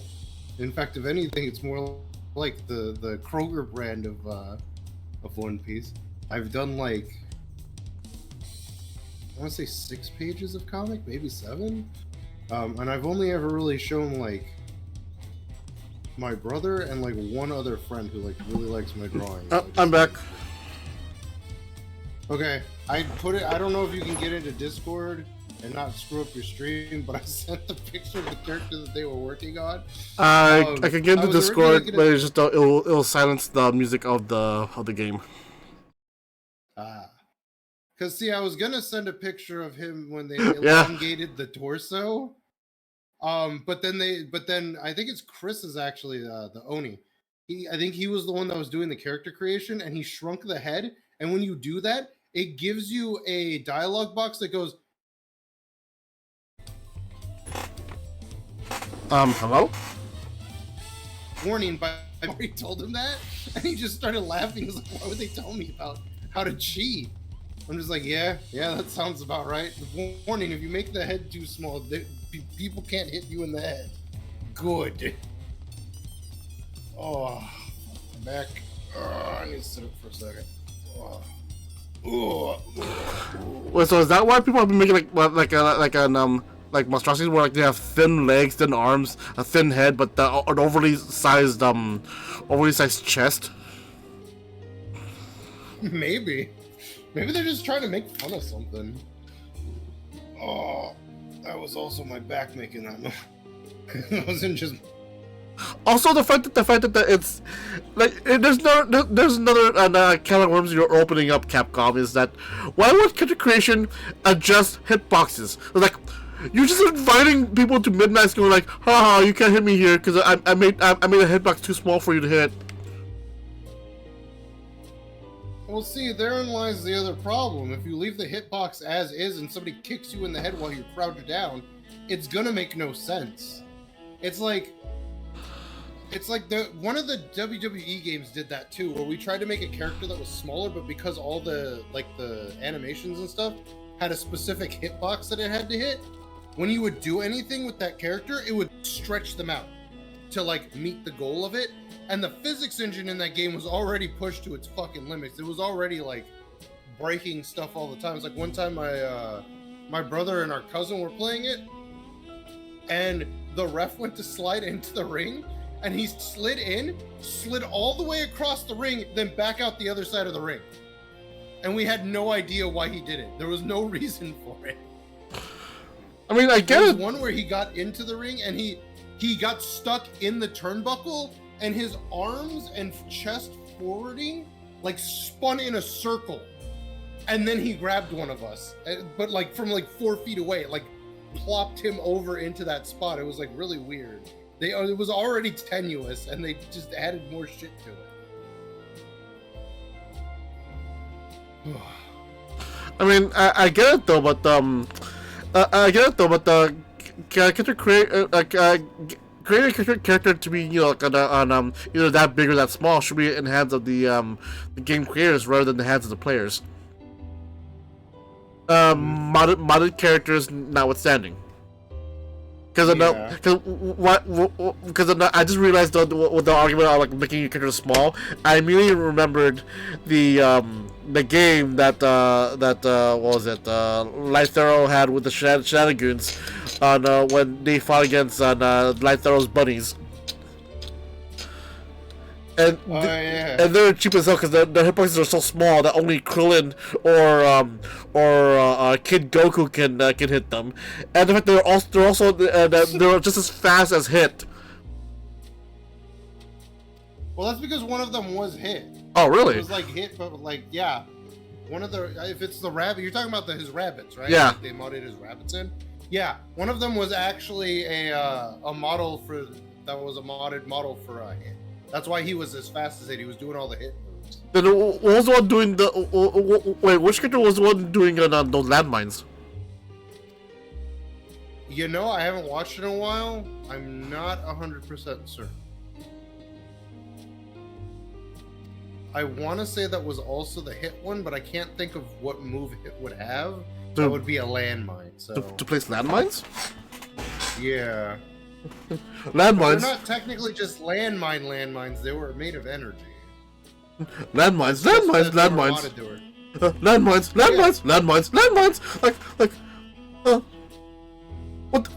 landmines? Oh look, they found the landmines. We planted landmines? We walk our dogs there. Oh god, I gotta send this one. Speaking of landmines, you guys get to running into landmines in our Fallout tabletop. I'm aware. I hate them. It's a roll of the die. We chose to find them. They found us. Yeah, I should again. I should really expand that table because again, it's each table is only shortened to 20 options. And some tables are even short to the point where like, oh, this if you roll between a 1 and a 5, you get this, or if you roll between a 17 to a 20, you get this. It's like, why? Make 20 choices. No, that makes too much sense. Okay, Discord, just for reference and video evidence, I oversaved the previous file because it was the first option that came up. So now they're gonna go through and find that there's 2 different files with a certain 3 letters that are repeated that just happen to be K. So it's not like I did it on purpose. It was just more convenient for me. but apparently they found the chest slider, and they caved in the chest. It looks absolutely ridiculous. That's some good work there, boy.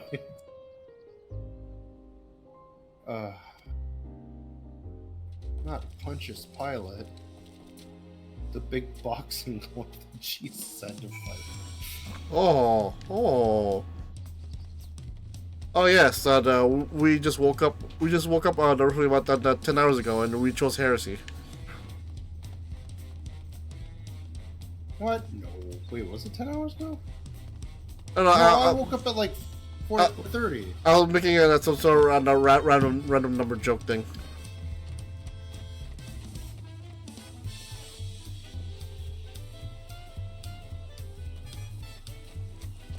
I'll be right back. Okay.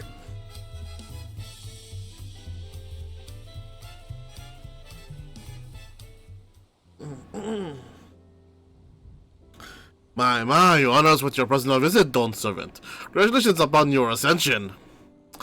No, none of that. My title may have changed, but I'm still just Wook Lamat. More than just, I'd say. You have grown into a leader fit for this nation.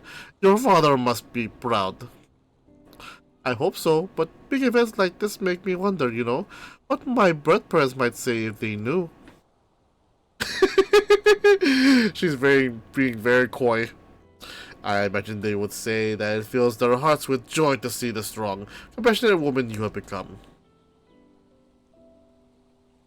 I owe you my thanks as well for fulfilling your promise to me.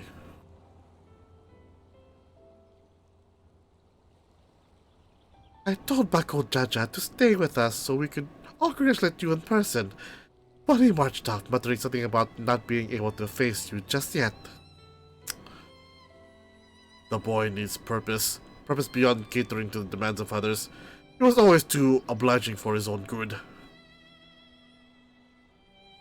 I'm sure he'll find it on his own time, especially if he knows his family is there for him. That we are. But, by the by, have you seen Ketaram anywhere? Tangwa, that is? Ketaram, was it? A strong name, if a bit exotic. We called upon him before leaving Mamuk, but he wasn't at home. I don't recall seeing him at the ceremony either. The first promise was notably absent as well, though I assumed he required time to salve his injured pride. Everyone thought he'd be the one to succeed Papa. My victory must have come to quite a shock to him.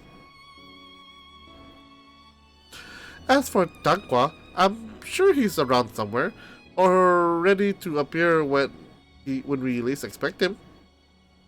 We best be going, but relax, enjoy and make yourselves at home, and come to visit us anytime. And now for a little bit of water. Hell hydration.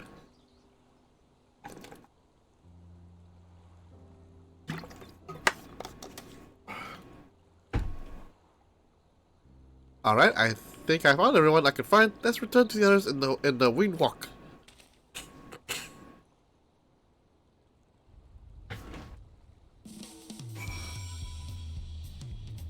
Okay. Up and up and up we go.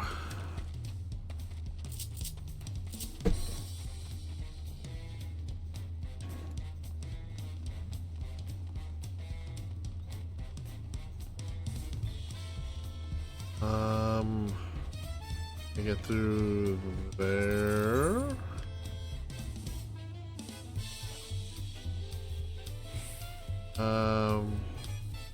Yes.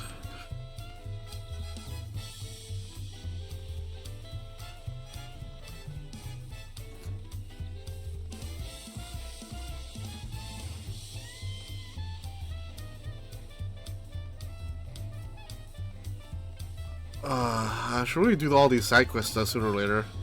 They're really bothering me.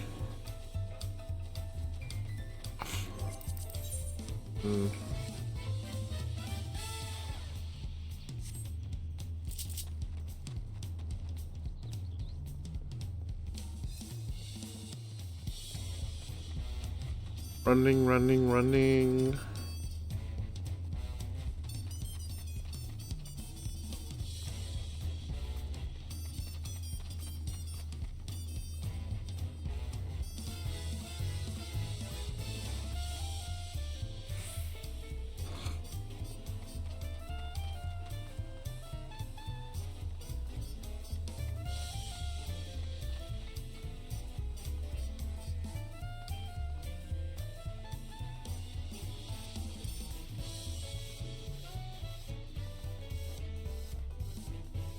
And we are back.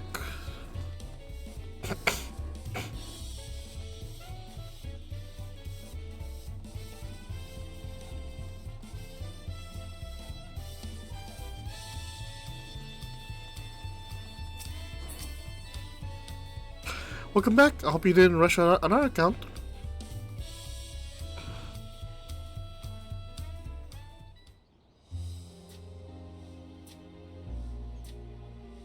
Seen everyone you wanted to see? I have. Sorry for keeping you all. Now, there's just one last matter. What Kona spoke to you about. I'm sure he made it abundantly clear, but I'm completely serious. I want you to stay in Tuliyola with me. Well,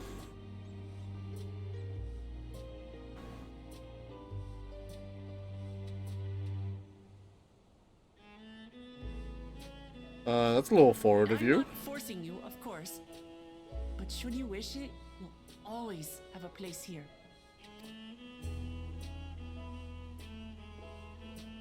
Ah, that's right. This is for you. Huh? A permit granting passage to Shaktural, which, as I recall, you've yet to see. Oh, okay. An Right. adventurer like you could hardly resist, no? Which is funny. I thought the Golden City was on that side of the bridge, but apparently it's not.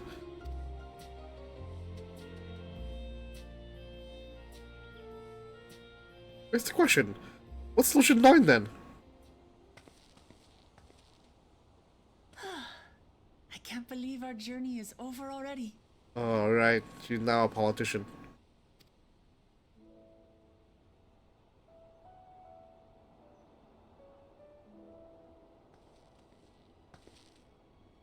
You accepted me as a comrade and stood with me to the end. You have my eternal gratitude. Thank you.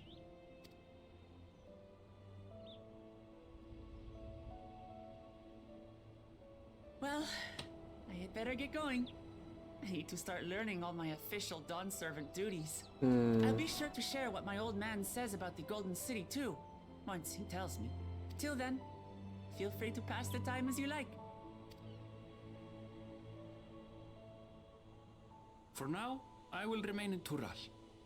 There's someone I'd like to see before returning to Sharlayan.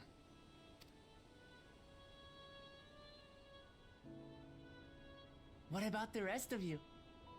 Invite our Catboy in so he can maybe learn how to manage those systems. I mean, ruins. Alize and I also intend to remain a while longer. As educational as this experience has been thus far, we feel there are even more lessons to be had for Garlemald. By hearing about the peace your father facilitated, and then seeing you reforge relations with Mamuk, we were reminded of a profound truth. That is, acceptance begins with understanding. And, like you demonstrated throughout the rite, there are unexpected yet effective ways for two sides to understand each other. The question is how to encourage it, and by seeing more of this nation born of unity, we hope to find some hints. Personally, I can hardly wait to learn more about the City of Gold. So, if I may, I'd like to stay in Tuliyola as well. I mean, she has to at that By all point. means, your rooms are at your disposal for as long as you need them. And what of you? Thinking of touring Shaktural, perhaps? Oh, of course. I bear the mark of Azem. I mean, that's the plan. Of course. You're hardly the type to leave half a continent unexplored. Then perhaps we could travel together? The person I intend to meet is my mentor, so I'll be visiting my hometown in Shaktural. Oh, If you okay. have no particular destination in mind, I'd be happy to guide you en route. Means get off of my headphones. Ah, rabbit person. Ah, Eagle Raptor. Aaron Bids Eagle farewell Raptor. for now. Take care, all of you. Hear me out. I'm not a furry, but am I still connected? Yep, I hear you. Am I interrupting? Loud and clear. Okay. It's a voiced cutscene. Oh shit, my bad. That's fine. It's hard to tell because I don't have the volume on for the stream, so.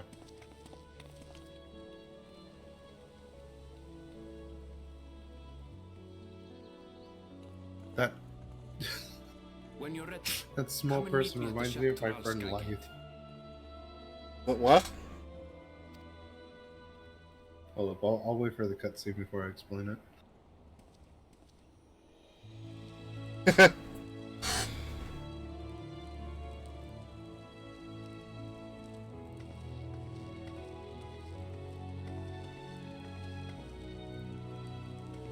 We're friends to the end, you hear me?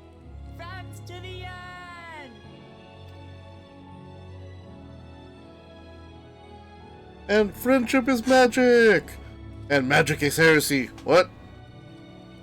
Ooh. Do more magic. Time for them to walk off into that infinite void.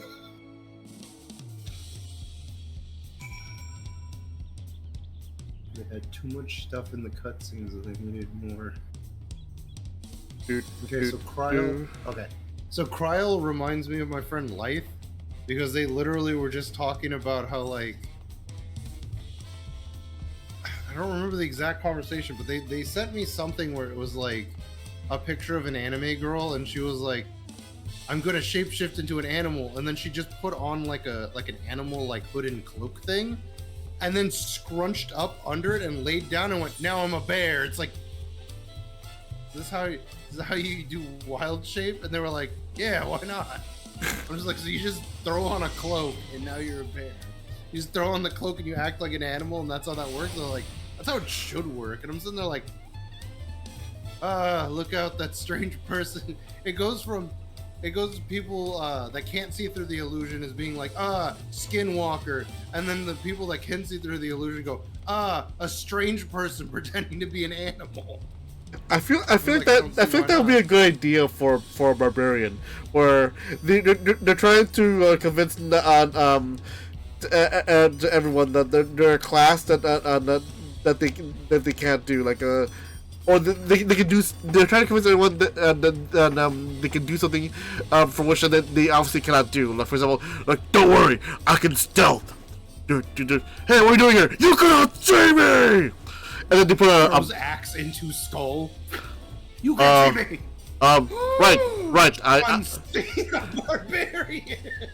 And then like don't worry, I'll infiltrate this grove as an animal. Puts on a bear cloak. Like, I'm a bear. Like, hey, what are you doing here?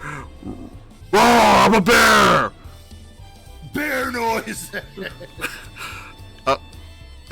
It'll either be intimidated, scared to even point it out that it's not a bear, or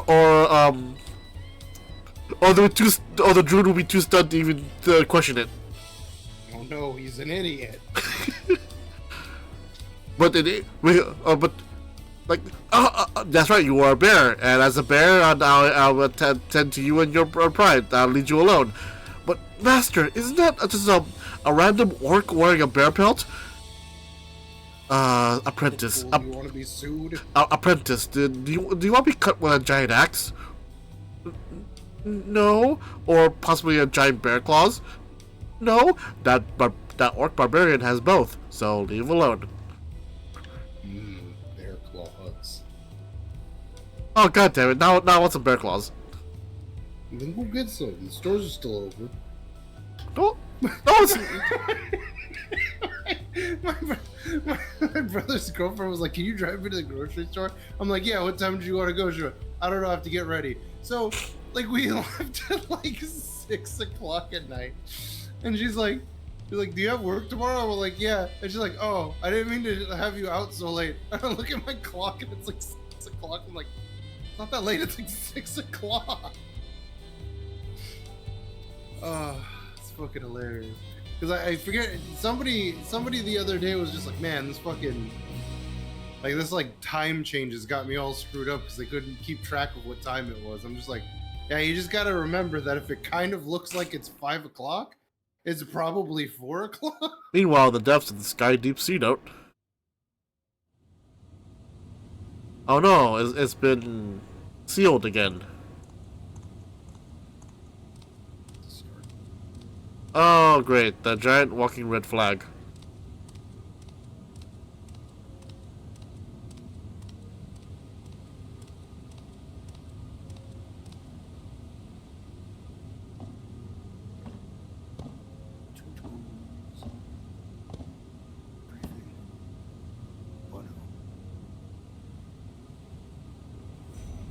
Okay, how the hell did you get all that? Where did you get all that? Oh no, he's playing that weird card game that they had in 10-2. I was gonna say, and he's playing that card game they had in Digimon, where that's how they unlock the gate to back to the human world. Oh yeah, I forgot about that. No, there was I think it was in 10-2 because I don't think they added it in 10. But there was like this one where you could just have, it was basically like it wasn't cards, I think it was like tokens or something. They were like coins. And you had to place them in a specific order to like beat your opponent. And they had like little monsters on. They had like the enemies on them. And I remember going, man, I can't play this game worth shit, but man, are they cool to look at. Oh no, it's Quetzalcoatl.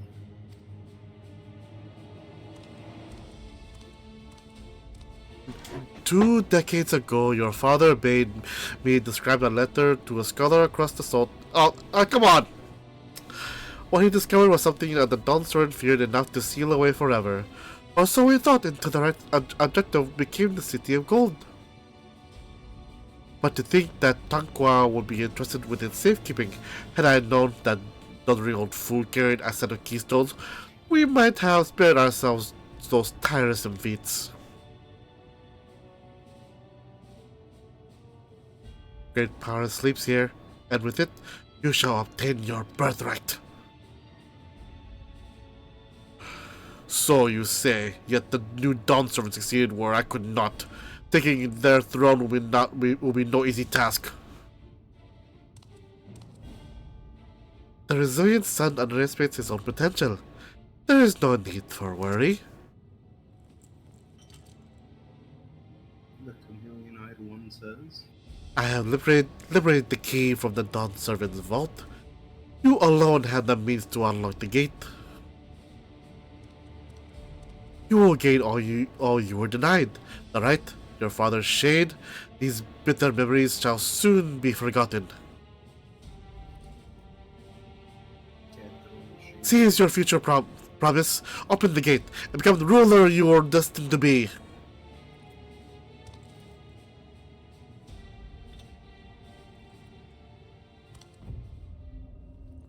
Red flag. Is Diaz Drake? It's working.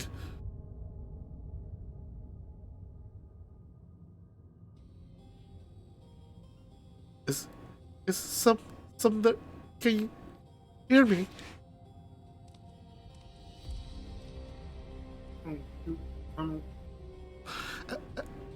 At last. Who's there? Show yourself! If only I could. Alas, the gate will not open for me. Only the key in your position can connect us. Red flag, dude. Giant red flag. Bigger than your red flag. Then you are the guardian of the city's great power. I do not claim the power is great, but the knowledge I possess is enough to realize any desire to remake worlds.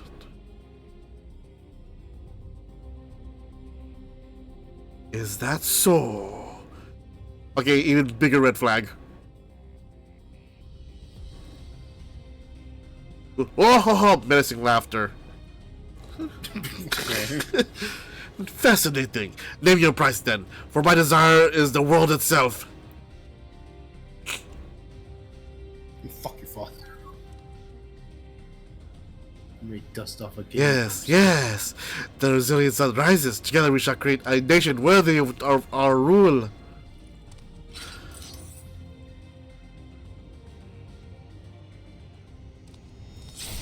Yeah, I saw that coming. Promise. What? I mean, I'd have done it too. I hate the way his eyes look. I saw that coming a mile away. The useless tool is cast aside. Well, I mean, when your name is, you know, Betrayus. Deliver me a new world, one that bends to my will. As you wish, but in exchange...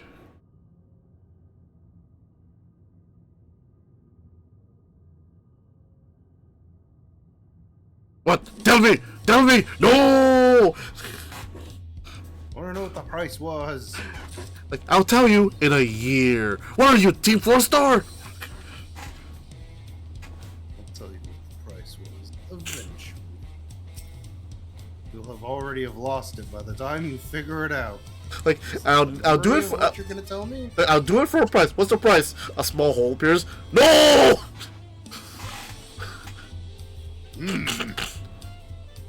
I don't like that. I don't like that one bit. No, wait, no. Like, where they're making clones. Like, a small hole appears. That doesn't sound too bad. A stick comes out. It goes back. It goes and it starts to act like a piston. Do it. That's the price. No. You don't understand. The cost of glory is this hole. This hole is for glory. This hole is for your glory. Your hole for glory, if you will.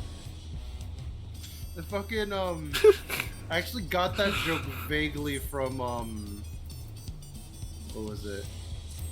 Fuck. MC Chris, the guy that did the voice of Hesh from C-Lab 2021. He had a skit on one of his albums where he was in like I guess he was supposed to be in a school or something, and there was like a school shooter thing going on, and the guy threatened to like shoot him with a gun, and he was like, and I'll shoot it through the side of your cheek so that there'll be a hole through which my glory will shine through. A glory hole. It's like. Wait, what the did they also do that joke on American Dad? Maybe. I mean, anything's possible. Maybe it's the American Dad one I'm thinking of.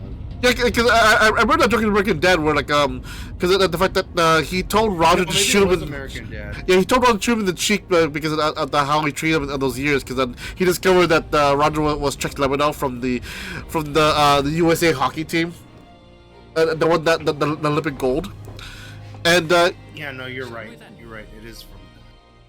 Sure. Like, I'm so sorry for shooting you, Stan. Like, no, Roger, no. Like, this hole you put in my cheek, this hole you made is to emphasize your glory, to shine through. Like, your glory hole in my cheek. Yeah, no, okay. So, if I'm remembering it correctly, it wasn't that. It was that the bully pushed him into a bathroom stall, and it was a glory hole. Oh. Less refined. I was giving MC Chris too much credit.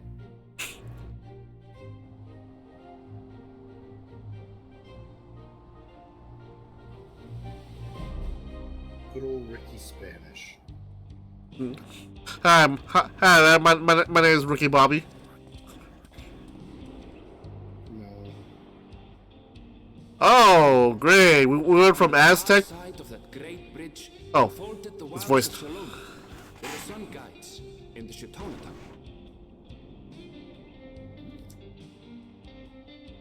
A harsh guide, to be sure, with its blazing rays scorching the land and hardening its inhabitants. But Oh. sweeping change had come to the arid expanse when, beneath its red crust, vast deposits of ceruleum were discovered. Oil!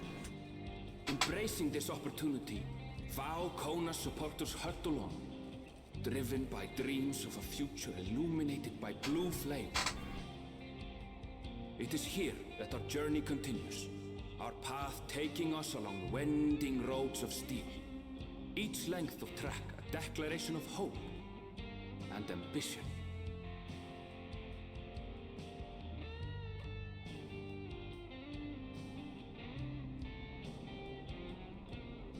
Yeah, basically in this. Oh wait. My home, Yasulani, lies past Shaloni. It will be a long journey, but the railroad should make it easier.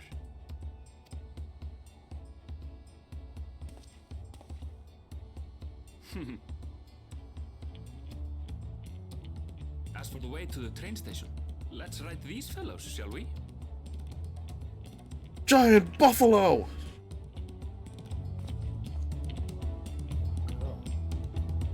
Like I said before, in this fantasy world, oil is basically ceruleum. They process this called ceruleum into like it's basically what fuels a type of machinery. So any sort of magitech. So this is like magical oil that that doesn't really corrupt the won't dirty the world. It's just part of nature. Well, to be fair, crude oil is also part of nature.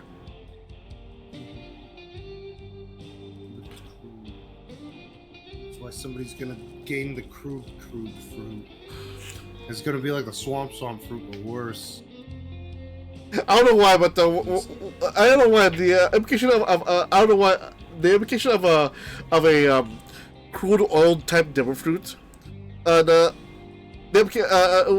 appearing out of nowhere, and then all of a sudden I'll see like funny Valentine coming out.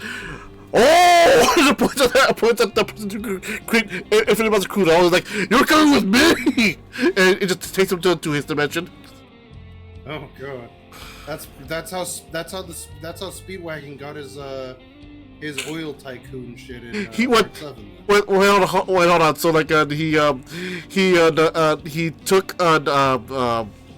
he took the guy who had the crude fruit and just buried him in the USA for like near infinite oil, because once he dies, the power goes away into the nearest fruit tree. But the power originated in the One Piece universe, is it went back to his universe. Unbeknownst to Funny Valentine. Huh. Well, sucks to be both Funny Valentine, who doesn't know how One Piece works, and also, I mean, it was 1887 or whatever, so. I mean, they didn't. Oda was kind of on hiatus at that point, so I mean. Or it can go into a different route to where like it will be acting like the Infinity Stones, to like when they had that Marvel DC crossover, when the Infinity Stones were in the DC universe, it didn't work. Oh, that's in general. Most showings of people using Infinity Stones from their own universe and somebody else's universe, they don't work. Then explain Vision Ultron in the What If series. That shouldn't have happened. They're not going by comic canon, though, from my knowledge, because I've never really watched any of the What Ifs.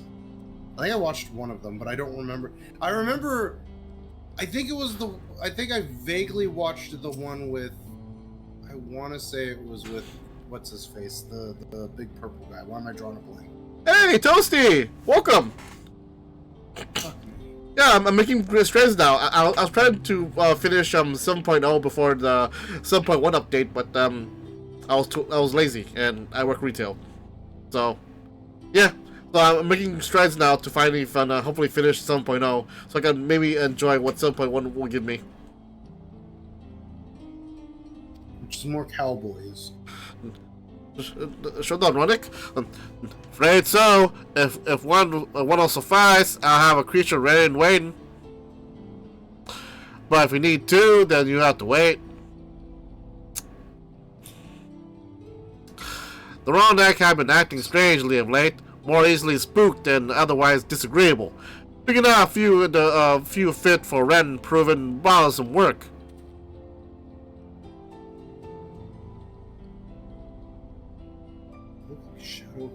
Fantasy Buffalo. Is that why they have mohawks? Well, not mohawks, more like a... They're usually so docile, and the ones I saw earlier didn't appear to be unhealthy either. But much has changed since the last I was here. Not the best start to our journey. No, the train Look how negative this guy is. The train station isn't bring far. out Alpha Nude. Seeing as we're in a hurry, let's go on foot. I mean, overall, there's still a stark contrast of what we went through. One side of the bridge is basically all Aztec stuff, and this side of the bridge is like basically USA circa 1800s.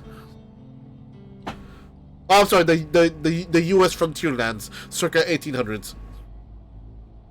This is where Kenshin's gonna learn the spin. Like, about that, sir. As well traveled as you look, it's not only the Rondak that have been giving us trouble, other wildlife has shown signs of aggression too. A merchant should be reuniting soon with one of our beasts. Stick around until they do, and I'll see you both Rondak for a safe trip.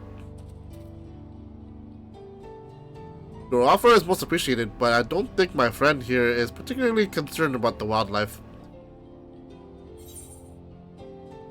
Actually, I may be a little concerned. It's just him with buffalo skin boots. He already killed one. And he didn't even eat all of it. It's just in the background, just rotting. He's like, I don't think my friend's concerned with the wildlife. Looks over, man, these boots are stylish.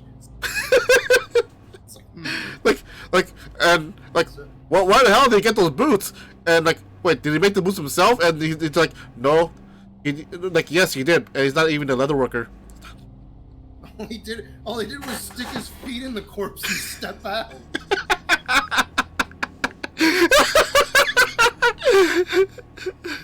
Oh, that's like a hideous image to put in your brain. It just reminds me of what Patrick did in SpongeBob, where he put the Krabby Patties on his feet and made little boots out of them. Oh yeah, it's grosser. Yeah, I went the other route, the more disgusting route. I mean, it's the same thing almost, but like, whatever gets us there, we'll get we're going faster.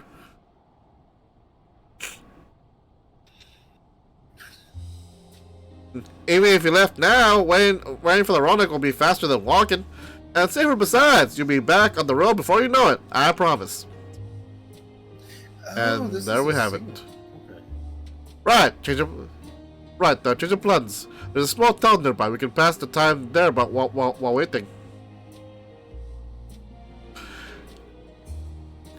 Taking ahead to Hasutawi then. I'll be right back. I was hoping he'd finish the conversation, because I want to tell him that I went to the YouTube on my computer, and I went to input something, and the first thing that popped up was Glorilla, and I was like, what the hell is this? And I click on it. It's a singer. There's a singer out there named Glorilla. Unless it's incorrect, and they are called Glorilla. Fantastic. Yeah, the YouTubes. You missed it earlier. I turned Kenshin's stream into an ASMR stream.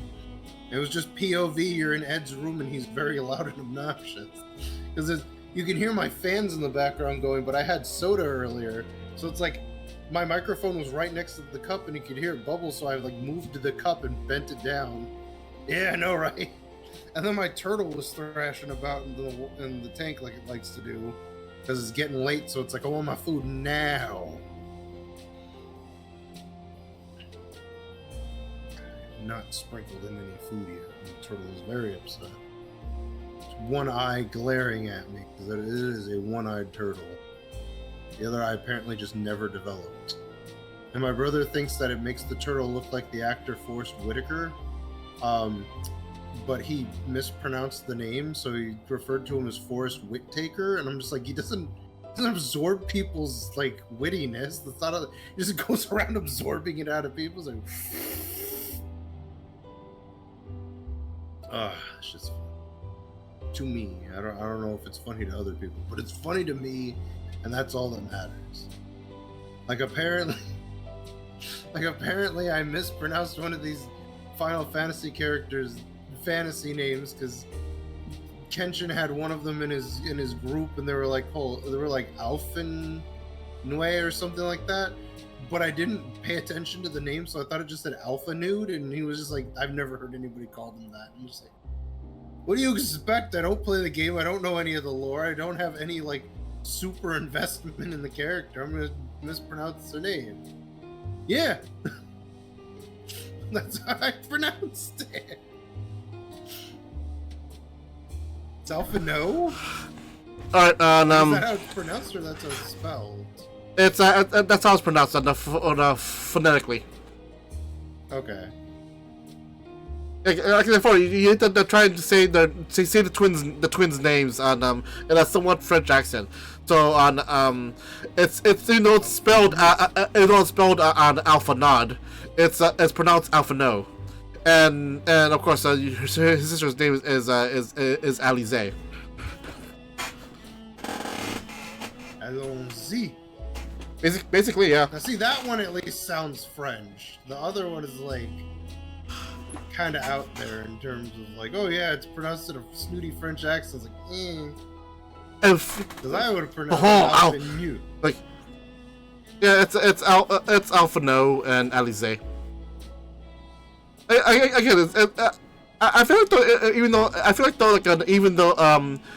did she ever really have a trend for all 5 Fantasies where every 5 Fantasy game should have a Cid, a Biggs, a Wedge, and a pair of twins?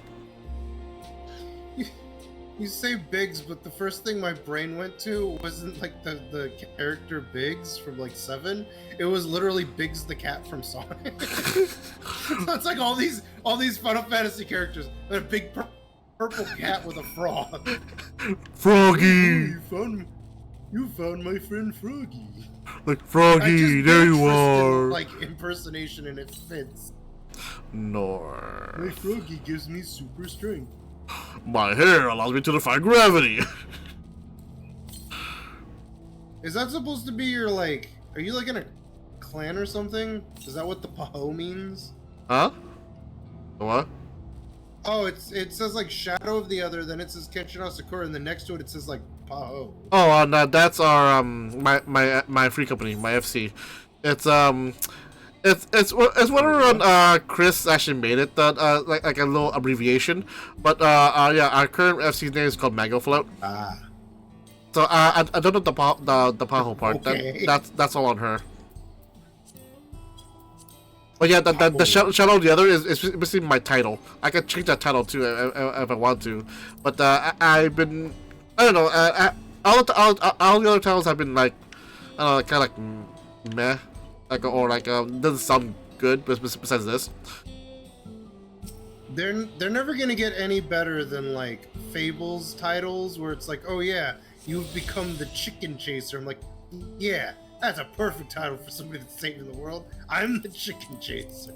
Oh, I don't know. I gotta see what titles do I have right now. Holland Novice. See. Although it's not as offensive as Fallout 2's Child Killer. No. Oh, here you go. Which literally titles. Had the Vault Boy kicking a pregnant woman's stomach. They were out there back in the day. Disassembler, like, Icebreaker, Gentleman. Oh, I've been rocking that title ever since. Postman? What? Where? Go back up. It was above the Gentleman. I know that one. Oh, the Postman. There's actually a quest chain where you actually deliver mail and for the Moogle Postman. And it actually gives the backstory to all of the NPCs that you've been interacting with throughout the base Arama board game. Let's see, the Bear of the Torch, Nidhogg Slayer, under Archon, the end of Ascalon. Of the I thought it said of the Silver So, Fox. of the 14th chakra, the Mithril Heart, the Azure Dragoon, the Annihilator, the Dead Spawn, the Darkest Shadow. Yeah, I believe that the title I have is for my ninja title, my latest one. The Liberator, Deltascape Deleter, the Fistful, the Blood Dragoon, Eorzean Ninja, Sam I Am. All right, that's the samurai one. The Red. He's a communist. Get him. Muso. Yeah, I think I'll keep that. I'll keep that one for now. Gembreaker. Ooh. I like that one for very different reason. I am called the Gembreaker. Why do you call you the Gembreaker? Hello, Pearl. Well, I was actually it's because one of the VTubers that I watch is like a living gem essentially. So the idea of being called the Gembreaker is really funny. But that also works in the Steven Universe context, I guess. But I mean, I'm more inclined to Peridot than Pearl. There's also that universe, that anime that Chris told me about, where these characters are like these like androgynous gem-like creatures that are being hunted by these moon creatures to become jewelry. Oh, I mean that's basically just Steven Universe. Except instead of being hunted by moon people, they were basically used by their own people to power gem stuff from time to time. I don't know why. Ways of power gem stuff. I'm just imagining either white diamond or yellow diamond just grabbing a Peridot and shoving her into a generator. I mean, they technically could. It's not like they could be stopped. Also, before you left, I was gonna tell you this. I went to type in something on my YouTube. And the first thing that popped up, because I didn't type in anything, I just clicked on the bar. And the first thing that popped up was Glorilla, and I thought maybe that was like a meme about like the gorillas, or Grella from fucking the Advantis. Yeah, like one gorilla loose. Well, this one's Glorilla. Apparently, it's a singer. Oh. Just named Glorilla, and I'm like, but why? Why would you pick this name? Hold on, voice cutscene.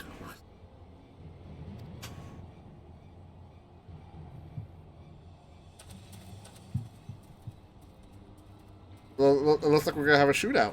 I'm talking to you, you old bastard. Hell yeah. Give me strength. That guy's so short! For the last time, the investigation is closed. There's no Generated refuting the evidence. Behold, Perry the Platypus, my generator in a door!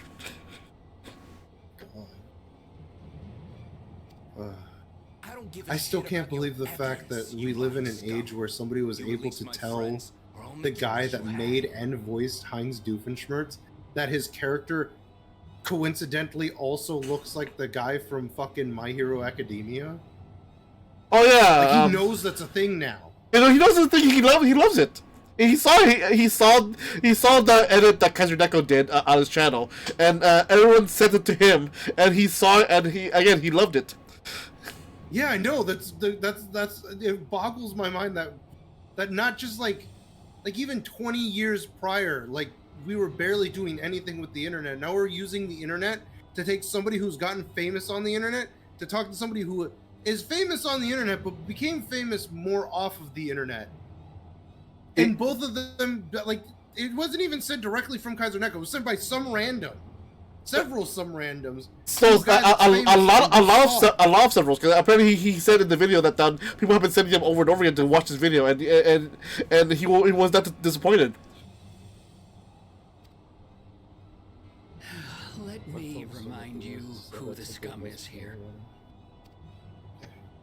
your friends. I don't know if people who can had hear it, the but it just temerity sounds to like point their two firearms women at screaming. me, the That's deputy that's chief on my of the end. Dust Watch. And I'm not doing that as a flex. I'm literally just describing that the noise is from my phone. And after taking them into It's custody, not anything porn what should we related. discover but incontrovertible proof that they had I mean, I guess it's committed dependent on what you consider to be porn. This is really just a YouTube They will not video be released until stream. they've paid for their crimes. But then again, they're also looking at what I can only assume is some I'd type heard of the dead body. peacekeeping force had been formed to deal with So, you know, growing depending lawlessness. on what your Seems the particular situation's bad inclinations indeed. are, they might... Okay. Oh god. Are they being forced to shoot this person to put them out of the movie? Oh, that is a cut-up lady now that I look at it. Unless I'm wrong and they took the chest slider in the other direction. Lol. Oh. Point at him. Point at him and laugh. Like a child, will you? Are they calling you a milk drinker? Don't take that shit. Anything wrong, damn it! They've been framed. Sure, they've been framed, you damn milksop. Oh, stubborn little runt. Scathing burn. Listen here, Zekoa. If Oh, you wanna that's be not treated as like scathing, an though. They adult, should've went with what then you you'd said. best comport yourself like one. That means respecting the rule of law. Order may be precarious here in Shaloni, but it can be had if each man does the right thing. And for those that don't, well, they have to answer to the Dust Watch. Now run along and think before you cast aspersions next time. Lest you hurt my feelings. Give him the balls. Fine. If that's how it's gonna be. Shoot him in the back. Shoot him, David! Shoot him! Do it! I wouldn't if I were you. Oh? Oh, Obsidian! Do gunblades actually Is that? That's not a gunblade. It's an actual gun. Okay. Well, you probably shouldn't be wearing it on his back, because anything Final Fantasy related on your back, 9 times out of 10 in my experience, is some type of, like, melee weapon. Obsidian! Well, the thing is, though, it's for programming mechanic wise, though, in this game, it's easier to actually program the guns on your back rather than most of the times on your back or on your side. Besides, a lot of the guns are like overly sized for what they are, so it's best to put them on the back because they're not small pistols. Yeah, they're not small pistols. They're like the size of like at least a common sword. What? Hey! What are you doing, Zekoa? You better not be stirring up trouble.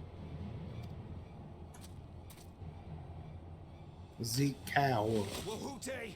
You sack of Ronek shit! You get This out of ain't here over. right You now, hear me? Cow.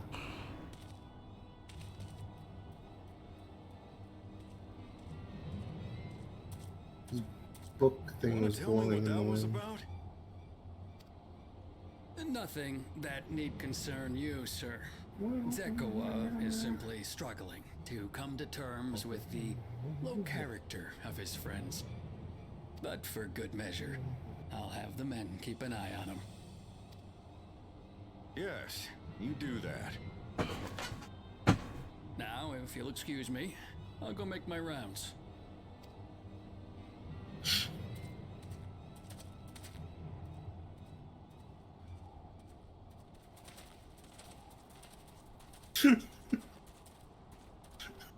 They all stand in a circle like that.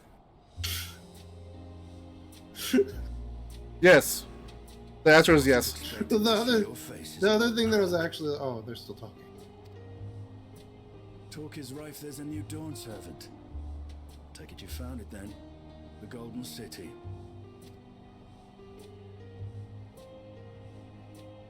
Aye, the contest is over.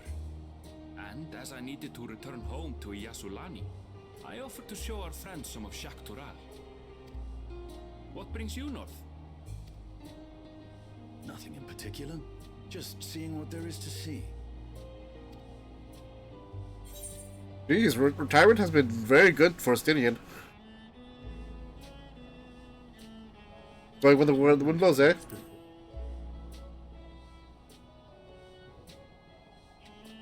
Gulul Jaja compensated me rather generously for our duel.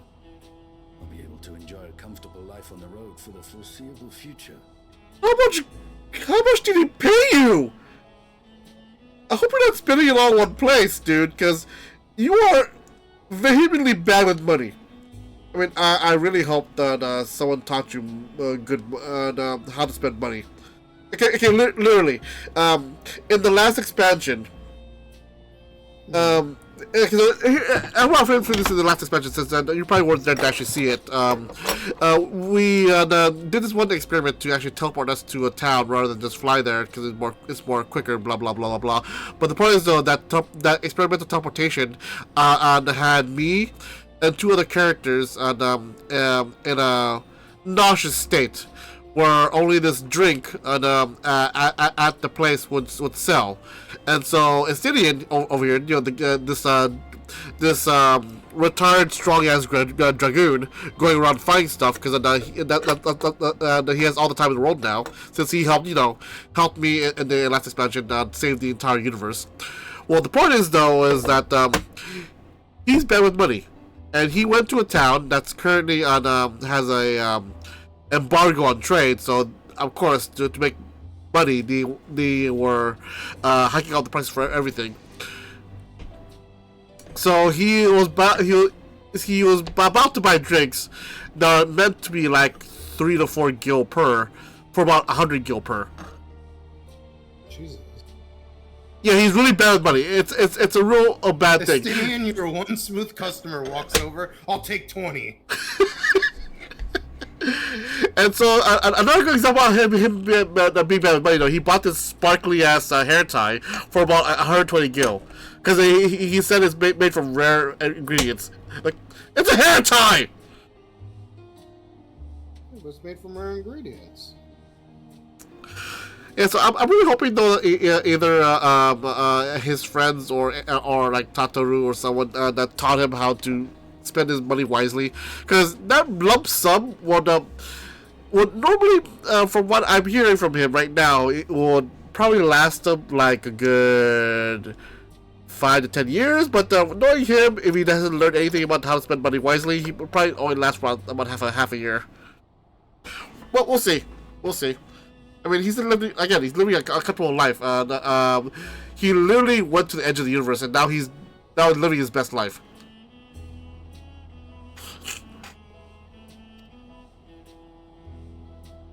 But for now, I shall be moving on. Oh, by the way, I recommend you try the Sabatender. They may not look it, they're surprisingly delicious.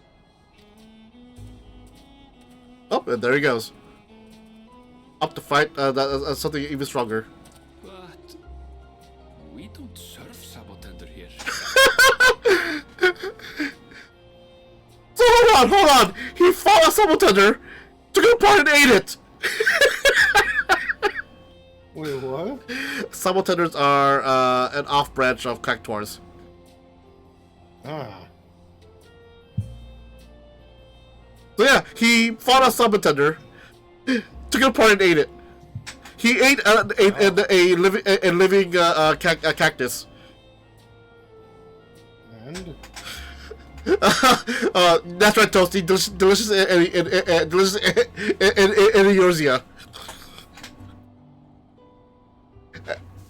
I'll pay for that. Freaking like I have like what 2 Cures, an Elizin, and a Lalafell. Sentry has to be the Lalafell. I would not move with that. Sentry has to be the Lalafell. Wait, what? Oh, I'm talking with Toasty in the comments. He. No. No. It has to be the No, it has. Well, it's a Eorzea, Toasty. It has to be it has to be the dwarf from the first. Yo, the dwarf from the first.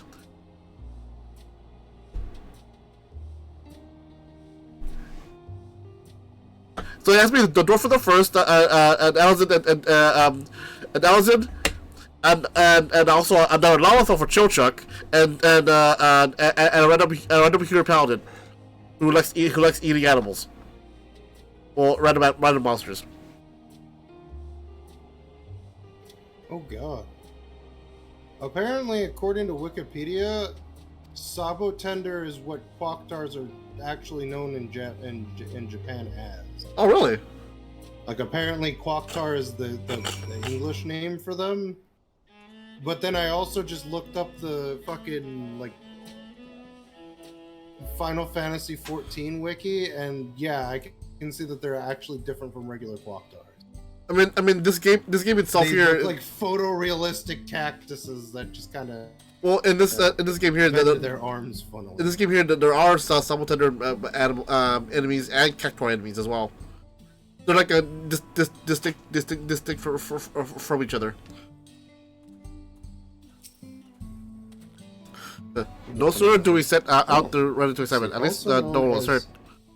This Dustwatch has work cut out for them. For as long as I can remember, all disputes, big or small, were settled by dueling. The people of Shaloni rarely saw eye to eye, and for better or for worse, it was the simplest way to settle differences. This most would sooner not risk their lives, though. It encourages parties to pursue peaceful resolutions in a roundabout fashion. The Dustwatch was likely established by supporters of Kawada, preferring peace be enforced through formal rule of law. In reasonable stats, all things considered, if things were ever to get out of hand, the Landsguard will be forced to step in.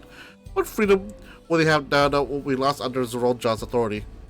All I wish was to say that unless the lengthy stay in a jailhouse appeals to you, be mindful of how you handle your arms down.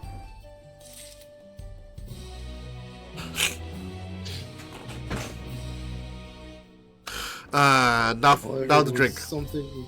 Be careful how you handle your arms swinging wildly and hitting people. It's like, Hell hydration. Oh, the game I was thinking of is called Sphere Break, by the way. Sphere Break? Yeah, it's the one from Final Fantasy X where they have the coins, but they have monsters on them. It's just called Sphere Break. It's one of those convoluted games like fucking Caravan from Fallout New Vegas. Jumbo,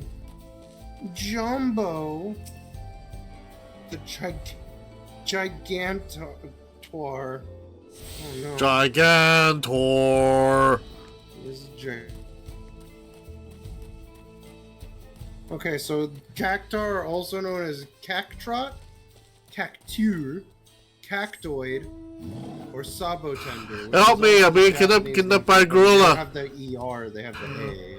Like, Edward, there's a wild gorilla on the loose! What? Oh god! Ook, ook! Would you rather fight? Would you rather fight what was it? A Krampus-sized gorilla, or 15 gorilla-sized Krampuses? Are they Krampi? Where did it go? Wait, is that your mount in this? That was my mount. Oh god, that's fucking sick.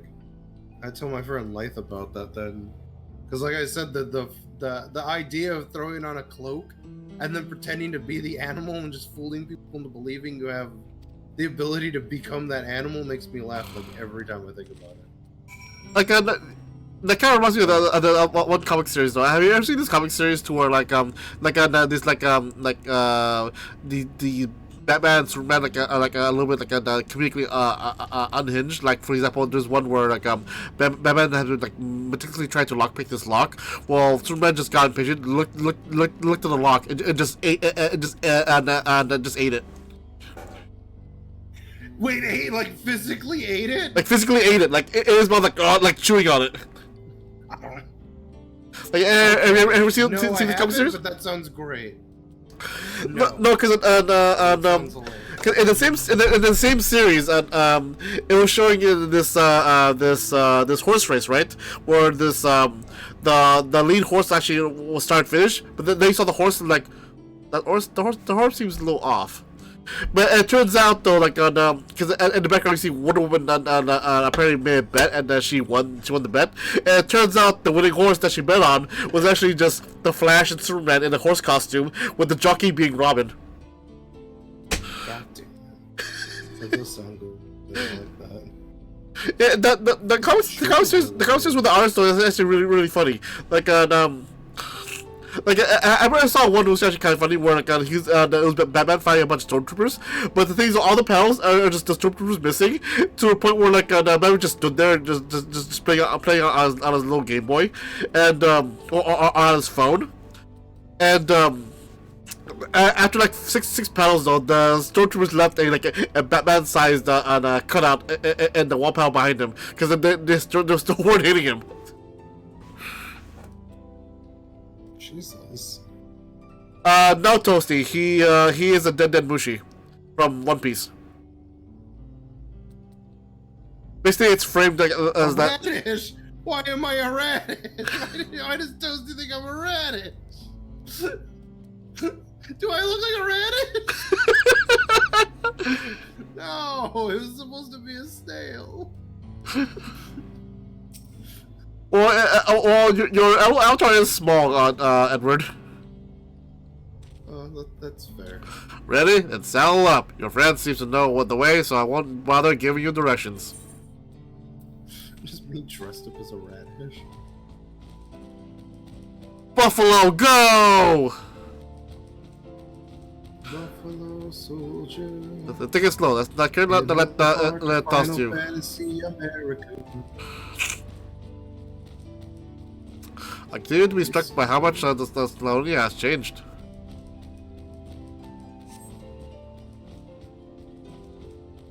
Sunbeard! I thought we just visited and wasn't even here several years ago.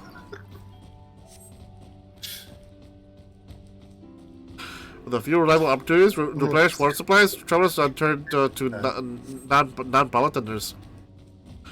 Not just for the water and their stems, mind you, but their fruits are also said to be both nutritious and delicious.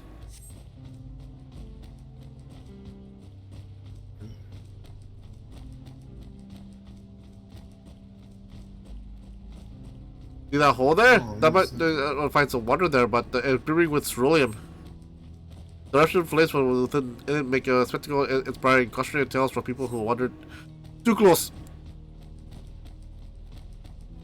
The Wallachie, meanwhile, show great evidence to ceruleum and its blue flames. Oh, the Wallachie are here! Neat! But that's a discussion for another time. We're here. Oh, the reason why I say it's neat, the Wallachie are basically the this world's lore on where blue magic comes from. Basically, it's a Native American-esque tribe because the clothing they showed for the Blue Mage storyline seemed like a Native American-esque, and the fact that this part of the new continental seems like again the New Frontier America circa 1800s and makes sense. I mean, yeah.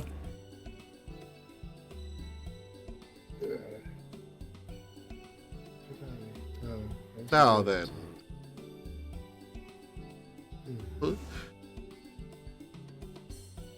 The Story Springs, perhaps the busiest town in Shaloni. People travel here from all over hoping to find their fortune.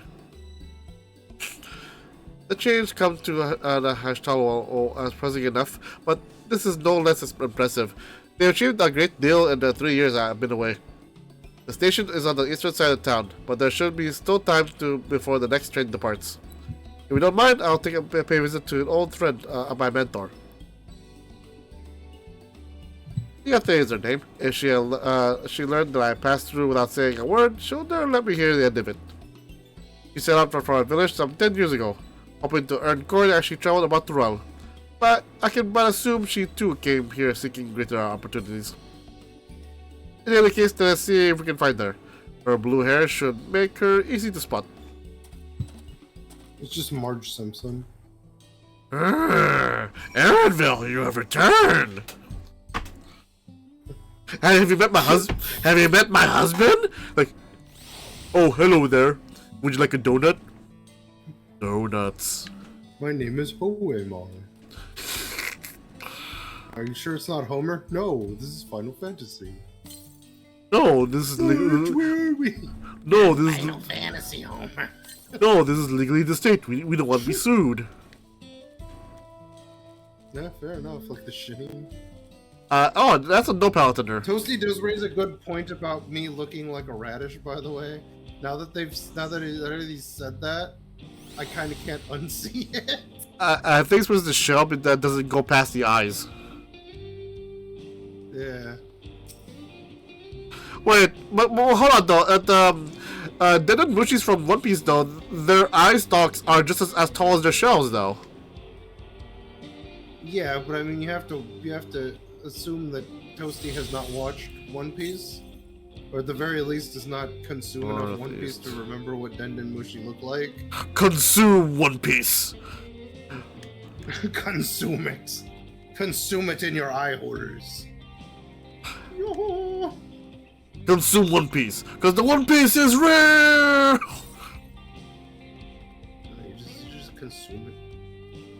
Consume it like a devil fruit. Oh, it's over there. Bleh. Pasta machine.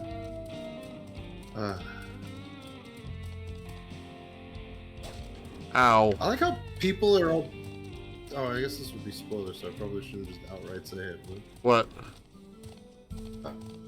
Spoilers for the next few minutes.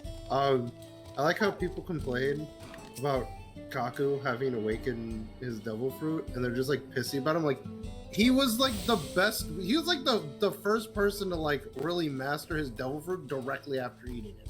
Like, that man does stuff that should not be able to be done with like just being a giraffe. We like the pasta machine. Like, he obviously, yeah.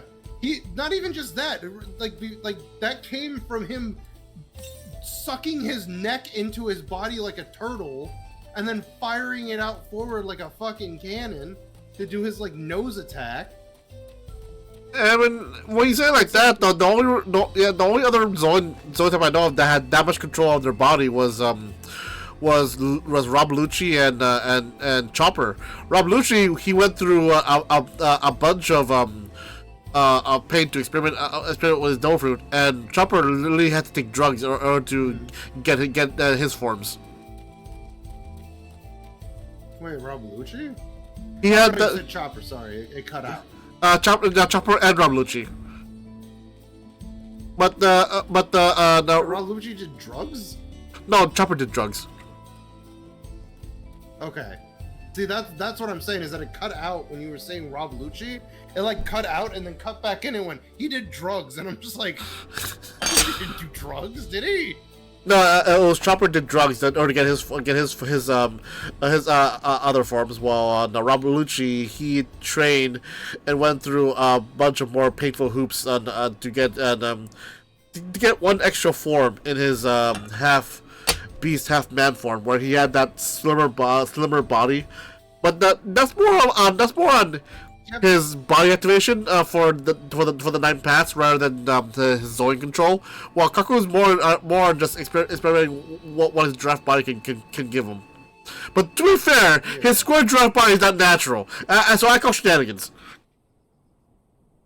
I mean, that's fair, but what I'm saying is that the way that they say that awakening is supposed to work is that your abilities and your like devil fruit shit kind of like meld together perfectly, and that's how you're supposed to like awaken them, is when both of them kind of synergize.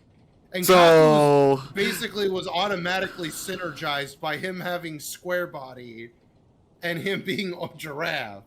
So 2 things. 1, explain those minotaurs in Impel Down. Okay, theirs is different because the example that I was giving is the awaken that they have now.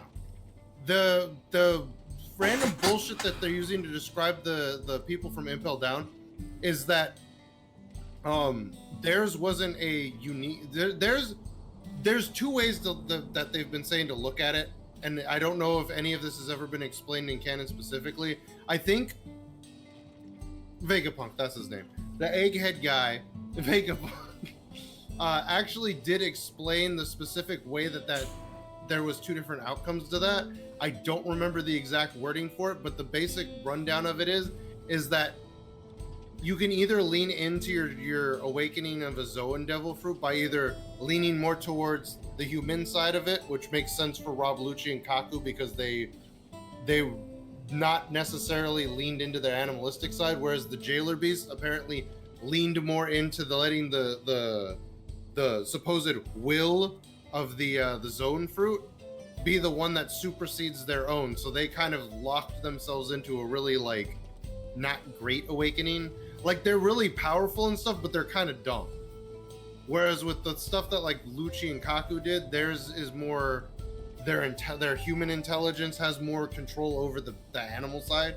So I guess it would be less of a blending of the two and more of just like kind of doing what Ichigo was doing in One Piece in Bleach, where he would just fight the consciousness inside of his inner world to get any sort of like anything out of it.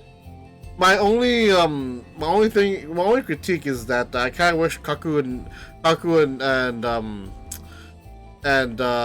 Rob Lucci would have more unique awakened forms rather than just like a fire version of Luffy's little cloud ring thing on their back.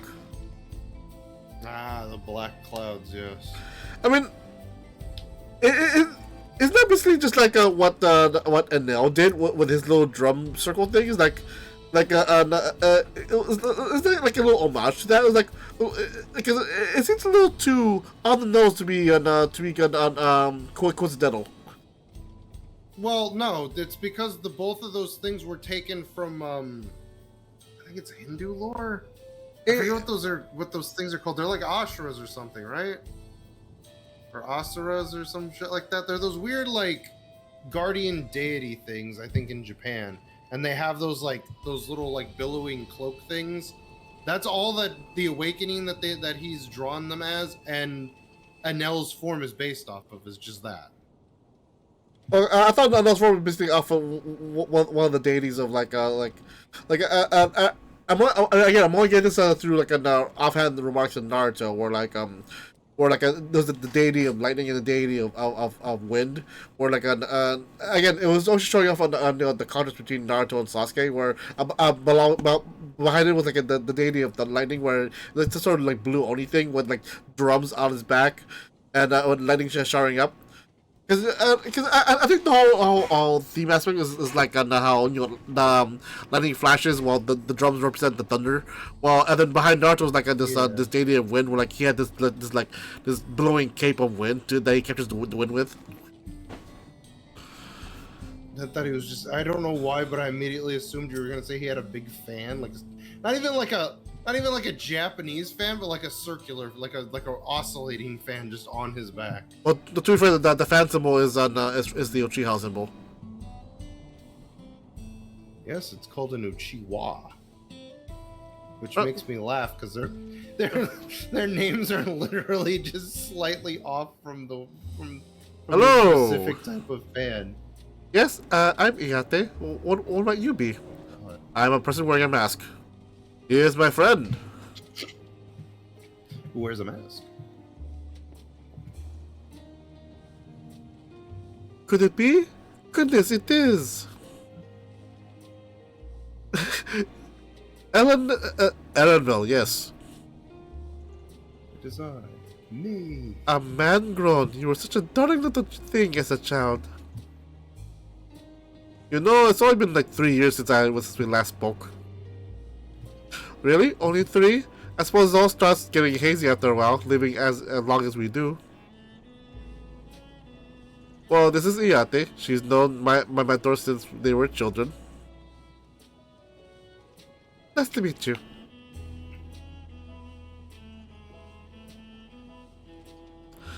Never thought I'd see the day when you travel with company. You really have grown. Elena Shipja? Ah, that's his true name. Eleanor what now?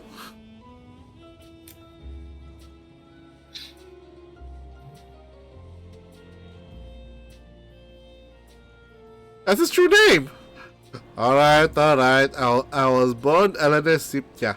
I adopted a new name when I became a gleaner, one that adheres to Eastern Vienna conventions, so as to avoid drawing attention.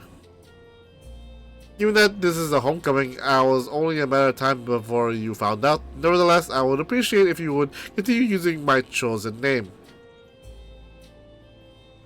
No can do, buddy. Homecoming, you know, I've been thinking of paying the old stamping grounds a visit myself. It'll be good to see, these naming conventions, I swear. To see a Kahuna again. That's why I want actually voiced the cutscenes. That way, I want to see how they would pronounce it. He's the finest archer I know. Go ahead. I was gonna say, or at least have the fucking, at least be able to put, like, the pronunciation in, like, quotations or something. Yeah. Like, I know they're not gonna, they wouldn't do it in thing, and I think that would probably take away from people's immersion, but I feel it's a lot better to, you know, actually use the word or name prior to having to read it, so that way you know how to pronounce it. So yeah. It doesn't take you out of it by relearning the fucking name later on. Yeah, or like realizing you're saying Alpha Nude wrong. Yeah. She's the finest archer I know, and a Shipki's mother and mentor. Every time I drop by, she treats us to a veritable feast prepared with fresh game she hunted herself. Nintendo. You're impulsive with the bow too, Ayate, even among the Shatona. Oh, I couldn't compare to Kahucha, but her skill at arms pales in comparison to her knowledge of nature. That's what earned her a place among the Gold Judge's traveling companions, after all. She was always the inquisitive sort, but her journey across Tyrell lit a fire in her. Even after Elishitias was born, she often let him in my care so she could embark on another expedition in search of the unknown. Oh, how you would cry and beg her to take you along. It must have been hard on you. Yate, please. What? We're all friends here, aren't we? No matter how many times he asked, the answer was always the same. You can come when you prove you're a true explorer. Thus did she task me with finding the Golden City. Despite my best efforts, all paths led nowhere. I assumed it was but a dreamer's fancy, a ploy to goad me into experiencing the wider world. But it was real, and we found it. The city is real! You found it? As part of the right of secession, I assumed everyone has heard. That's amazing! Oh, she'll be thrilled. And eager to bombard me with questions, no doubt.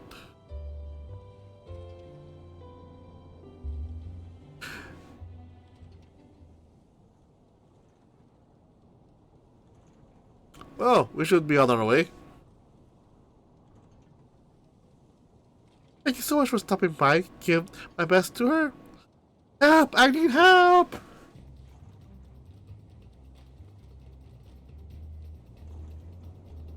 What's that about? So someone needs help. We'll investigate. Please wait here.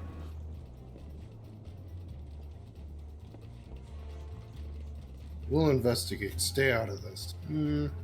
I have to hard pass on that, brother. Old school dwarf. I just look at the chat and just, old school dwarf in all caps.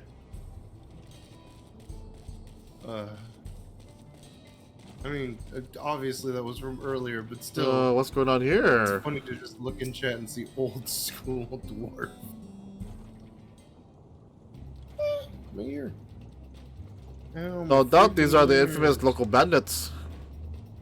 Old lady! Please, you have to help me. I've been robbed. It's Namika, Wookalabat's nursemaid. Erenville, help me. Come any closer, I will slit her throat from ear to ear. Oh, they took my life alert pendant. If you so much as nick her skin, you won't live to regret it. Oh yeah? Hold on, did you say this is Wookalabat's nursemaid? Maybe this ain't such a good idea. Go to the boss, we'll deal with this.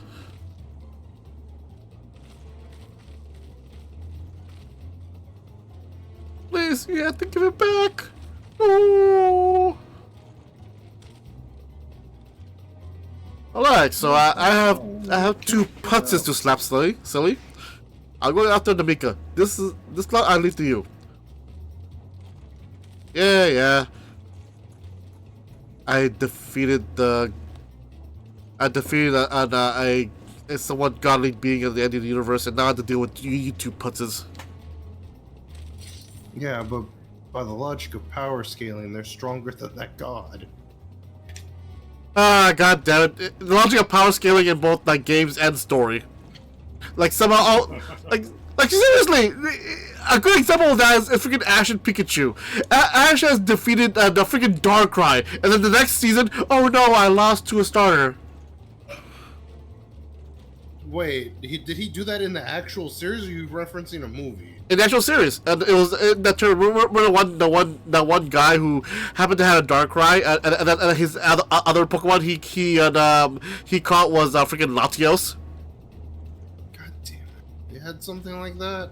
Yeah, you don't remember the guy one of the Pokemon tournaments, and it was a guy who became champion, but only because he had that one Darkrai, and the only one who could defeat that Darkrai was happened to be Ash's entire party, including Pikachu. Ugh. No, I don't really remember that, but I mean, I probably also didn't watch those episodes as much as I watched the old episodes, like the original episodes. As growing up, I probably watched all of those like 5 or 6 times, but oh god, this man has a gun. I cast Glock. Ah, too bad for you. You brought a gun to a sword fight. Wait a minute, hold on. Too bad. Too bad for you. You brought a gun to a I defeated a god of the universe fight. Actually, if I had to think about it, the best one to describe it would have to be in one of like Thero's videos where I think it was Zix brought up the fact that in fighters, outside of the story, because obviously the story made it so that everybody in that game is supposed to be as strong as everybody else. But he points out that technically, if they were going based off of just the show's canon, Broly wouldn't even have to do like a serious move, and he would just kill Videl. And he's like, Videl should just die in like 1 hit. I tell you when Broly came back. I tell you when Broly came back, or when they fought against Bio Broly. Huh? No, just in general. Like Broly, like the first Broly, like not from like the movies that he came back in. I mean, like when they first introduced Broly, that man was like basically unstoppable, and then they kind of had to like downscale him just ever so slightly because he was pretty much too much of a beast in the original one.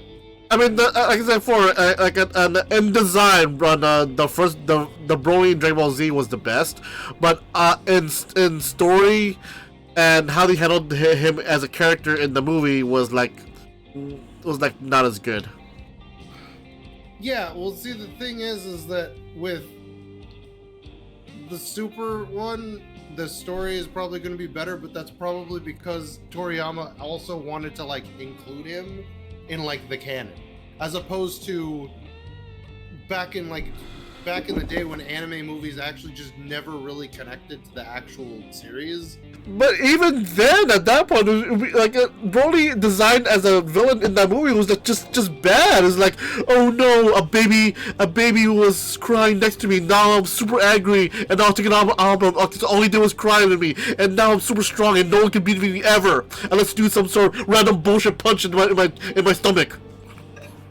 him being unstoppable had nothing to do with him crying. He was supposedly supposed to be the legendary Super Saiyan. That in and of itself has nothing to do with Goku crying. It does, however, have to do with the fact that Goku's fucking crying pissed him off. Yeah, him being is just natural, and it's natural part of his body and everything. Literally his destiny. But the fact that like he gets to that point and wants to kill Goku all because he just cried. It's like it's so dumb. Like I can't even pronounce words on how dumb it is. Dude, I want to kill people when they cut me off in traffic, so I'm actually on Broly's side on this one. The idea of trying to sleep and having somebody make loud noises and won't stop next to you, I honestly would like to kill Goku. And on all of South Galaxy? I mean, that was more just because he's insane with his own power, but... He got triggered from hearing Goku's name, from hearing Kakarot's name. And that's why he killed all of South Galaxy. Who in South Galaxy was saying Goku's name? Kakarot, and it was either someone in South Galaxy or Paragus. They didn't even say his name. They were talking about carrot cake, and he was like, "What?" Again, arguably, Broly's design in the Z movie was the best, but how he handled his story was was one of the worst. And the only just as bad story writing they did for Broly was like when he came back and somehow Goten, Gohan, and Videl were able to defeat him. No, Gohan, Trunks, and Goten were able to defeat him, and also that Bio Broly movie that apparently everyone's telling me that it's even worse than that. What, Bio Broly? Apparently, it's just as bad. It's just as bad, or even worse than when the movie when Broly returns. Yeah, no, Bio Broly's worse because it's not even Broly, it's a clone. And he's like the regular Broly for like 6 seconds, and then he melts down into goo. Because he's not a perfect clone. So his body breaks down. He's still a threat in it after becoming it, but it's just like, nobody really cares. Like for he can be a strong to kind of be legendary Super Saiyan though, but the fact that again, he was basically in the whole entire movie. He was being God mode the whole entire time until again they were like, "Here, Goku, have our energy." Now do a one reckless punch that even though it will hurt him, but he shouldn't die for that one punch anyway. You say that, but I'm pretty sure like if he had done what Android 13 did to Goku, punched him in the testicles, and somebody animated those 2 spheres breaking, I'm pretty sure no one would argue that would be all right for him to die from that. Because I feel like Goku should have died from being punched. Well, that's the thing. That's the thing, though. Android 13 punched him in the testicles, while he punched him in his abs. Arguably one of the hardest muscles to punch on Broly. Oh no, bro! He slipped between my abs and my pants. Like, oh, train that part. Oh no, like Broly, you can skip a leg day. Oh no, bro.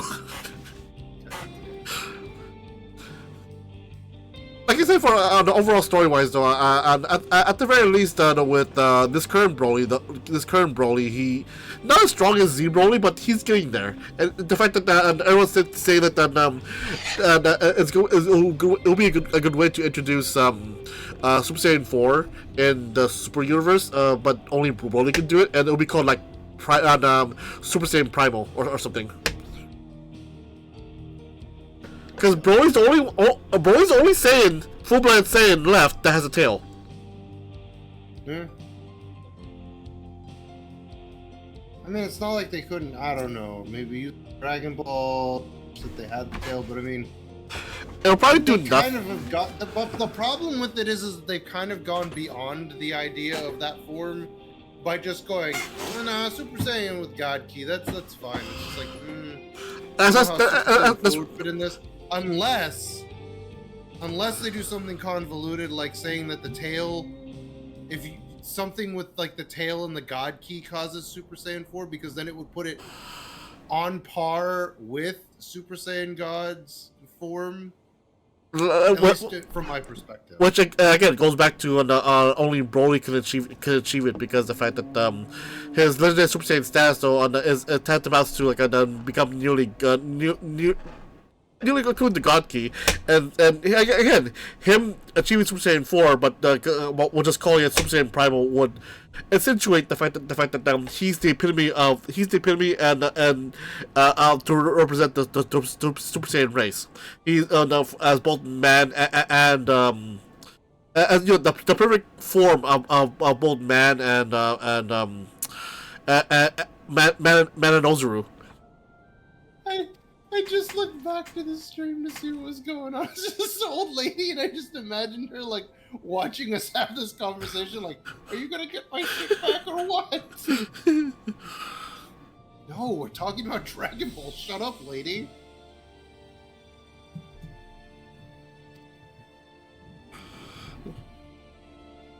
Yes, a bracelet. It was a parting gift from Woklamat. I see. So close as you two were, I can only imagine how much it meant to you. But what brings you all the way, all this way? With the Raya session ended, Woklamat crowned the next Dawn Servant. She is ready to stand on her own. I told her as much, and my plans to return home to Yuslani. He gave me the bracelet that I might always remember our time together. It filled me with so much joy. I watched everyone to see this wonderful gift given to me by the Vow Resolve, and now it's gone. I would have let them take every coin to my name if only they had let me with that bracelet. It doesn't show it, but I'm scowling under this mask. I was asked what you intend to do, but I know that look. Oh, you can see through my mask.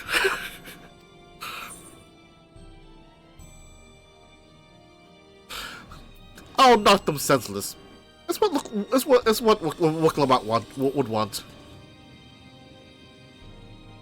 What Baklava would have wanted. Please, you mustn't put yourself in harm's way for my sake. Oh, please, I literally went to the edge of the galaxy. Well, the edge of the universe. I can assure you, no harm will come to us. He will make certain of it. I understand your methods can be brutal, but it would be wise to show some restraint, lest you find yourself on the wrong side of the law. Perhaps I should come as well. Be sure all proceeds as it should. I don't know what to say. I can see why Woklamat put so much faith in you both. Or I should work on my old lady voice.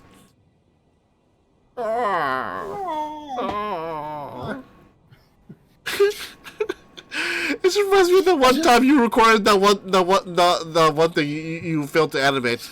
Oh, yeah, I know. I don't even know where that audio is, to be honest. I wish I could find it just to put up the part where Jared goes, I once fucked an alien to starve to death or something like that. Fucking, like, nobody knew he said it. And then we went back and listened to the audio, and you just in the background is, I once fucked an alien until starved to death. It's like... But he said the old people you quote unquote fought in that recording were on the ground like living in pain, like, oh, I'm in pain, apparently they're still talking even though they're supposed to be dead, like, oh, I once fucking alien to starve to death. That was a deathbed confessional, like fucking Game Grumps, where it was like Aaron was doing a voice and he's like, I once fucked a guy. And Dan's like, whoa, Aaron. I need to look up that video. I forget the guy's channel, but he does like animations, and he did like a lot of Games Grumps animations. It was really funny because it's just like, it's literally Aaron in the future as an old man, and then Dan's like a cyborg, and he's just like, I once fucked a guy. It's like, Aaron. I don't know. We mentioned freaking Game Grumps in the future. I immediately imagine that one bit that they did like what is like with the whole like Game Grumps.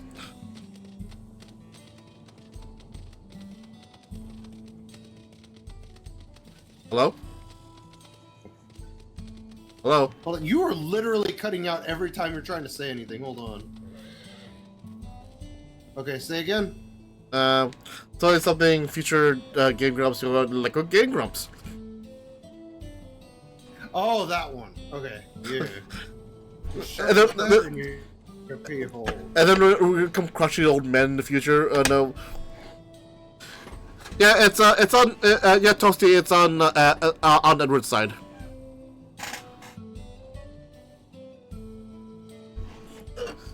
Yeah, no, but it's literally just on my end.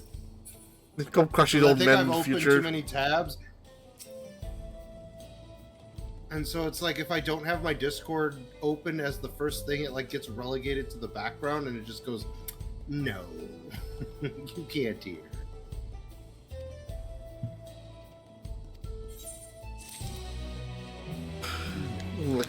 We could crush the old man in the future. We'd be like, Susie, give me a monster. I'm thirsty. Like, you should be like, get it yourself.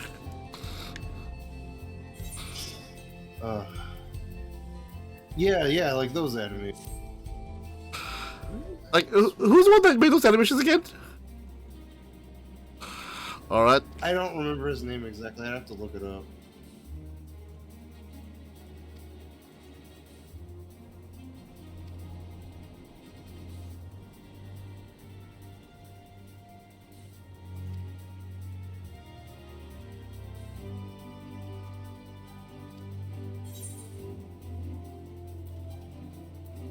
I may have saved the star on one occasion. Not to humble brag. Save the star? That's a bold claim to make. But if true, then it certainly speaks to your strength. If your curiosity has been sated, then please indulge mine. If there's anything you can tell us about these bandits. Let's see... Well, of late there's been talk about some unsavory types coming and going from Continual to the southwest. Is that the old mining town in the now abandoned? That's the one. Now that cerulean extraction is big business, no one wants to waste their time picking at the dried up veins there. Sounds like the perfect lair for bandits, not to mention that the one with the bracelet fled in that direction. So you be investigating the place? I can let the Dust Watch know if you like. No, not yet. It would be best if you went alone. Something I'd like to ascertain if you have no objections. Right then, let's be off.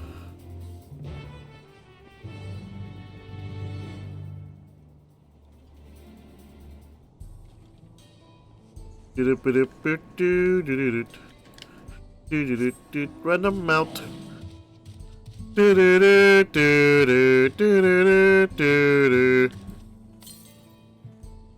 Oh, no gorilla. Oh, no Growilla. It could be Gorilla of the Woods. Did the wrong Gorilla of the Loose? Apparently, they'll never let that down. Let that down anymore. Yeah, no. They also, if I remember correctly, you were like, "Yeah, go look at the movie tweet." And it's literally just the entire thread of that. It's just people posting that fucking video or referencing it in some capacity. Gorilla of the Woods. There's a gorilla in the woods. It seems the bandits have claimed this place for themselves.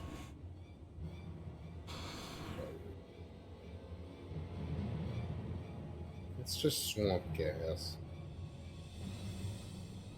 Ah, I'm a bandit. Yeah, I'm also a bandit. Yeah, this is Bandit Town. You better not be here because we're gonna rob you because we're bandits. Alright, we get it, you're bandits. I'm also a bandit. No, like, no, Eric, you're just into BDSM. Like, oh. But you can be one! My first bandit sword! Oh, my bandit ship. My bandit armor. Alright, we get it, you're fucking bandit.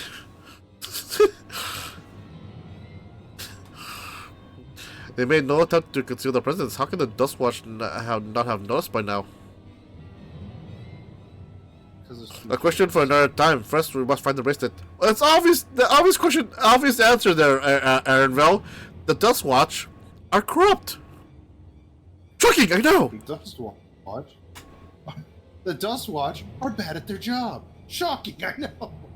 That too.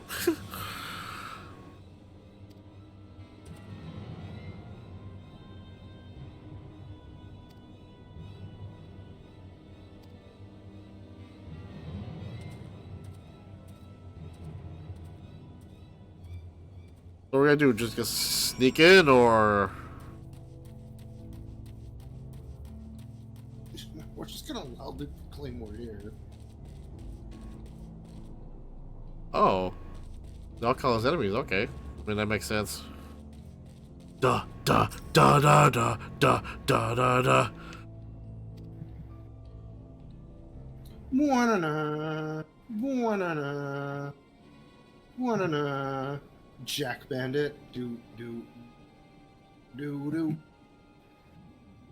As you lean in to listen, you begin to pick out the voices in the muffled chatter. Don't know where we'll be without him. Probably shoveling sand, praying we strike it rich. Ain't that the truth? Only an idiot would work the mines with easier money to be had. Not when we got a boss who can keep the Dustwatch off our backs. Hey, what would you say? The wind's got a way of carrying secrets to the wrong ears. Maybe so, but who would ever believe one of them sainted souls was running their crew? That drunk who bought her a story about the gold-sifting alpaca, am I right? Like, bandit laugh. Okay. Laughs in Bandit. I am sneaking! You cannot see me! Loud noises! Oh no. It ended and switched over to some other stream. Oh no. Is this one still going or is it done? No, it's done. Oh. Fuskia!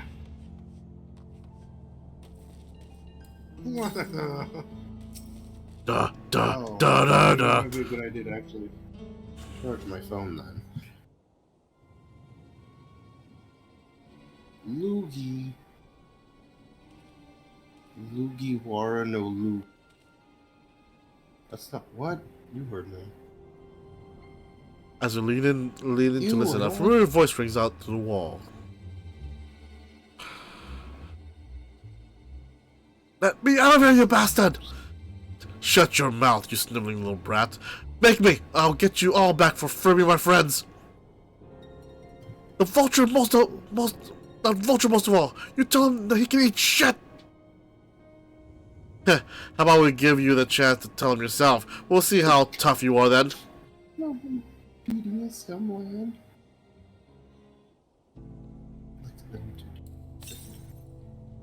North. Oh, that's an item thing. I would not have any comment. Got it. Aaronville.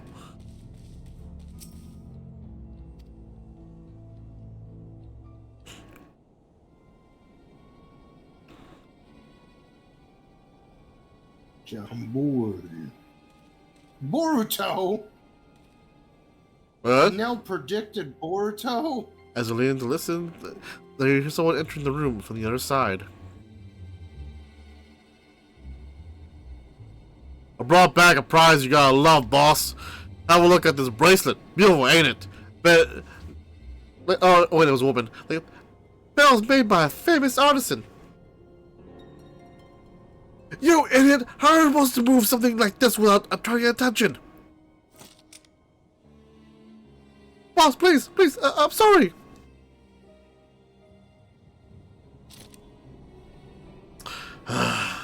Reckon we can find a sailor who won't ask questions. Sell it for a song. Here, your reward, and don't bring me this kind of grief again. I won't, boss. Thank you.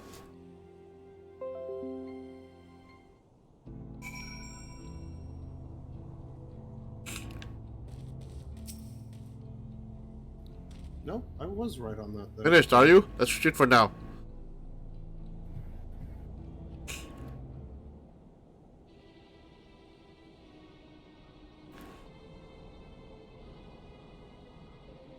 Oh, were you able to learn anything? Well, you see... The leader is a man of the Dust Watch? I knew it! See? Corruption! That will explain why these bandits have been able to do as they please, and you say they gave the bracelet to him. Seems we now have our work cut out for us. Did you hear anything else of note?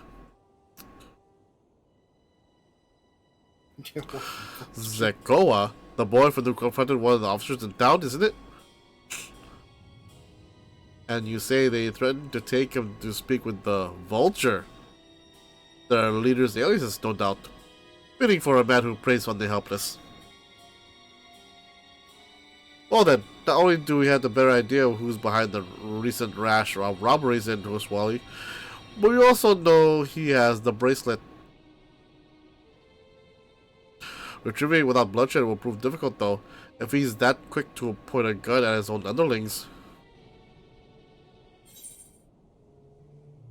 What chance do we have? And we need to get him alone.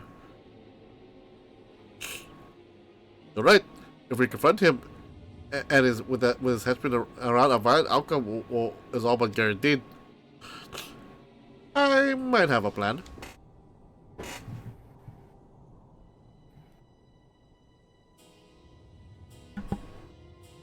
There's a small settlement in southeast of here. I'm not gonna pronounce that long ass name. Meet me there and I'll explain everything.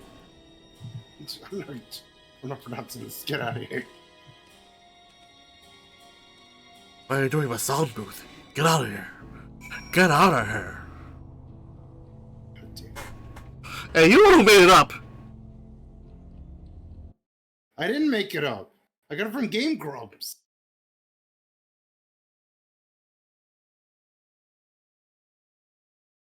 Well, like, not the sound booth part, but the get out of here. That's specifically for Game Grumps.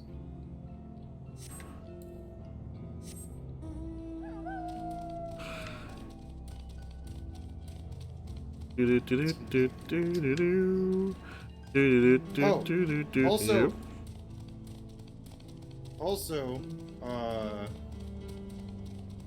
Enel's drape thing, while his entire design is based off of Raijin, the cloth is also a heavenly garment that's been known to be worn by apparently the East Asian Buddha in the scene and Deva statues.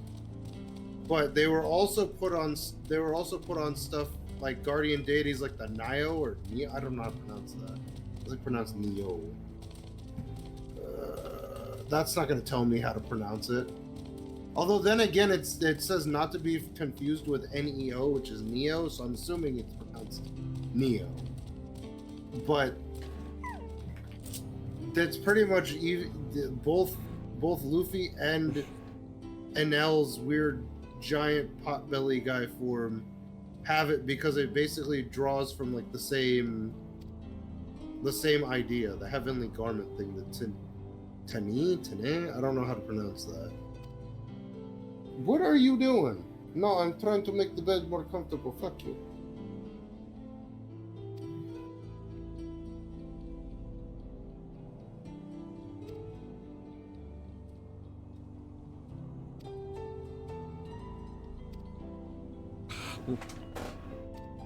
Poop gathering. So this is gonna be our poop gathering quest? Oh, come on. Oh yeah, this is what everybody came here to see. Me picking up poop. Just make your little fox companion thing do it. What? You've got that little animal on your shoulder. Make it. Go get this for me. Go get it. It's not a fox. Are you in a tank? Yes. What the fuck? That fires.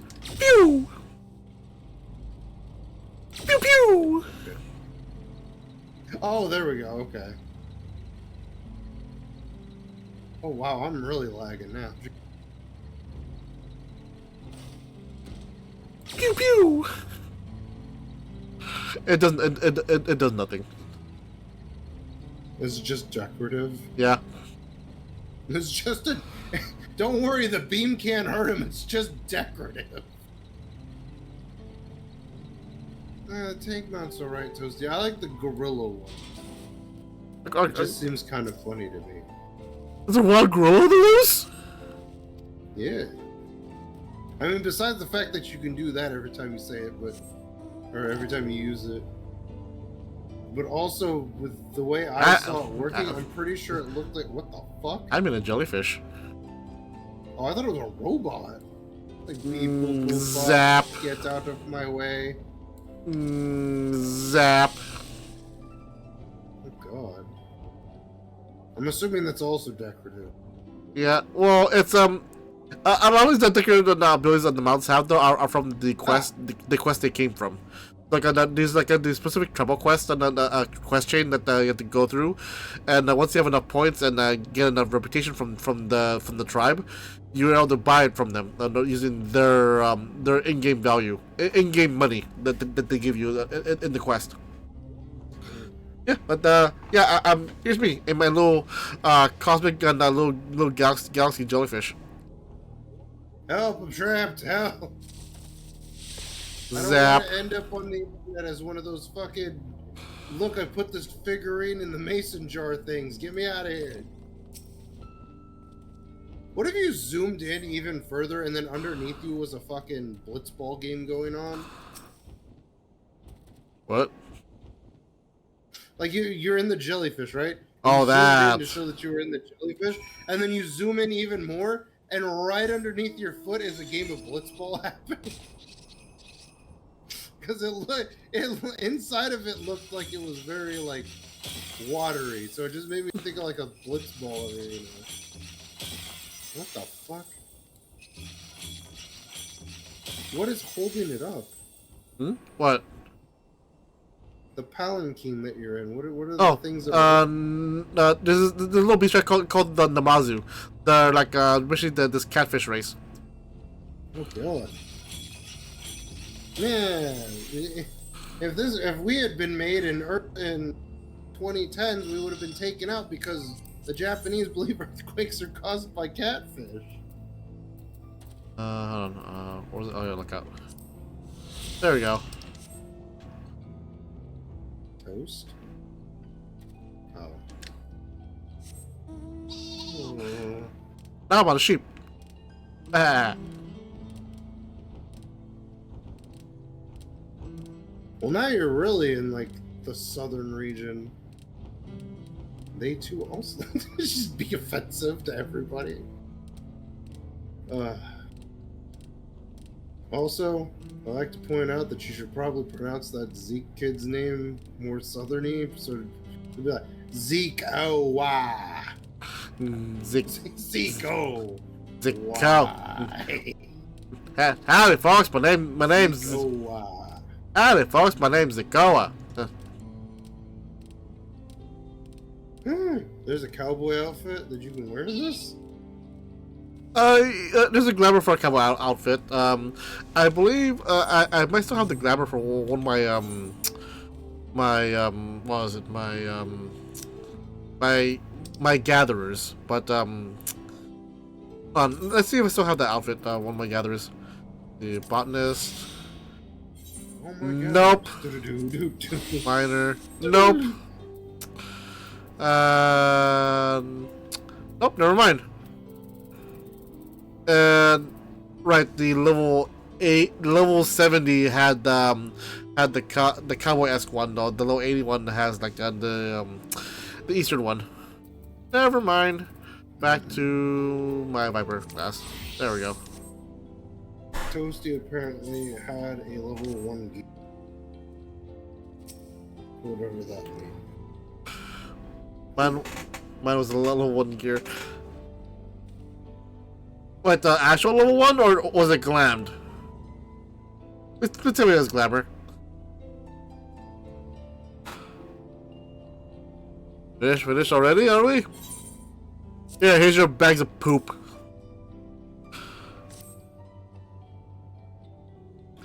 apparently it was a gland. I'm gonna refresh this and hope it doesn't screw up. I'll let this mix the feces with the tubercle fibers, dried Neapolitan root, and generous helping of animal fat. Come, let's take back to the atoll. I don't know why, but I feel like he's making some sort of like stinky poop soap. Shiny horse. Probably. You're just cycling through mounts. Why is that just the mount for fucking Elden Ring? Yeah, it's it's called Mount Roulette. So I can actually cycle all the mounts I have favorited. Oh.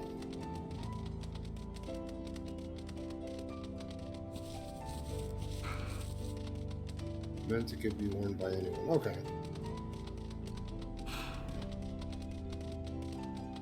One of the things that make glamour really hard to find or get is that if the glamour themselves is like both level 1 and can be worn by anyone, it's usually hard to get.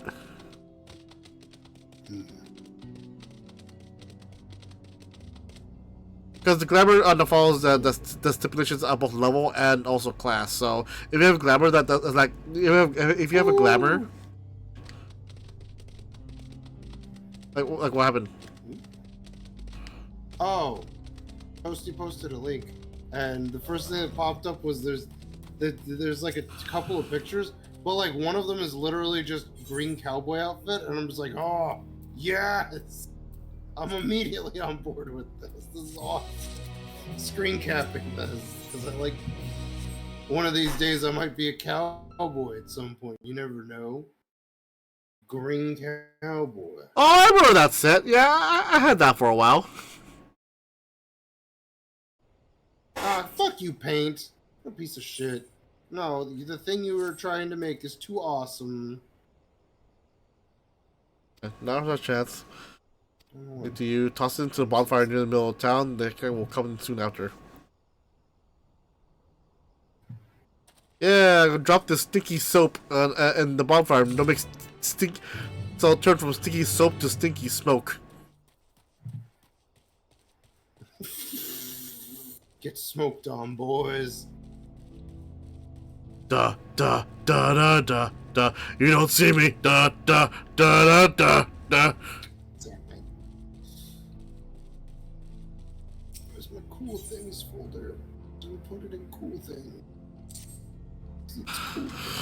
Foul smelling soap. Ah! Why did you scream like that? Last minute, though, he saw me and about to attack me.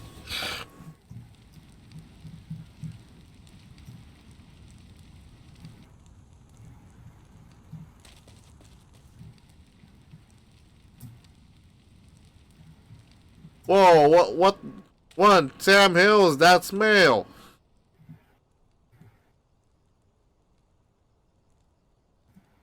What's that smell?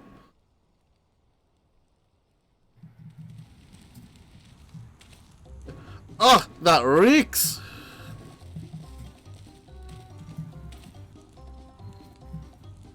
What did you put in the fire? There, save for. Wasn't me, I swear! Rabble, rabble, rabble, bandit noises. Rabble, rabble, rabble. Did something die? Yeah, your dignity. Someone want to explain this ungodly stench to me? Oh look, it's the corrupted cop. He comes up, he's like, who threw so-and-so's mother in the fire? It's like, damn. He did cool. Oh, yeah, very sneaky, dude.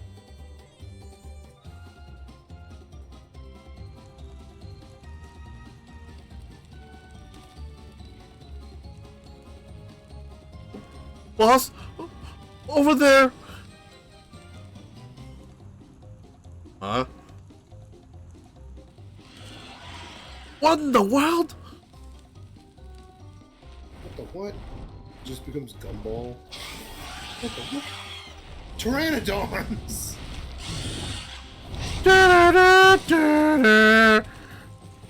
Run for your lives! It turned into a person and fell over. They turned into So the spokesman drew them in. I swear when I find out who did this. Like... It's the stinky cloud. I see our friends have stirred up enough trouble. Time to retrieve the bracelet. Why not, Toasty? You should like the vibe it's going with. Like, hey, what's going on out there? Toasty's standing I'm there. still here in dressed case like you've a forgotten. samurai. Do not vibe with this world. Sit tight, we'll be back for you. What? You gotta get me out of here now! They're gonna kill me! I'm begging you, please! Shh! They'll hear you! Well then get me out and I'll stop yelling. It's simple as. Up, too late. This fucking Sims character of a Shit, nano- who's that? Like, the pterodactyls go like, I love the smell of poop. I like the transition from the last arc to this one. The next one felt like filter, and then underneath that, filler. Hey, are you helping me or what? The bracelet must wait. Let's break him out and withdraw for now. And I can't stop seeing it, but some of these characters look like they were made in like the Sims character creator. I can't explain why it looks like that to me. They just kind of do. I mean, I get where you're getting, Toasty. Is it that this whole entire expansion has been like a roller coaster of like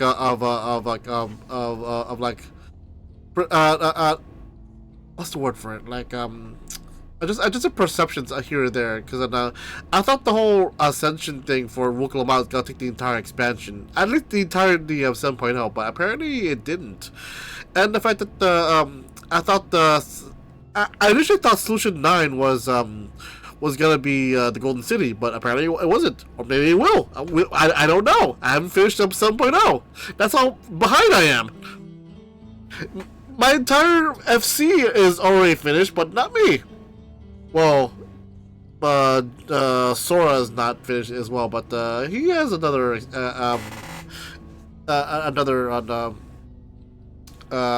why he's not finished either.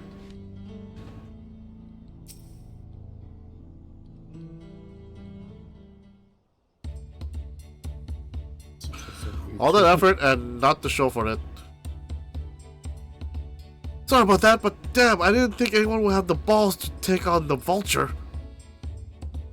Oh. Don't need to apologize, we were planning on to save you eventually. Really? I don't even know who you are. You're secret admirers of mine or something? Well, originally Toasty though, I thought the other side of the bridge had the Golden City, which I was surprised as to why we found the Golden City before we crossed the bridge.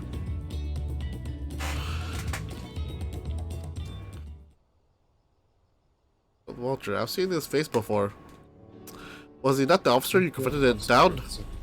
The one and the same. He's not masquerading as a gang leader. He serves as deputy chief of the Dust Watch. That will explain why the bandits are so confident when they can avoid capture.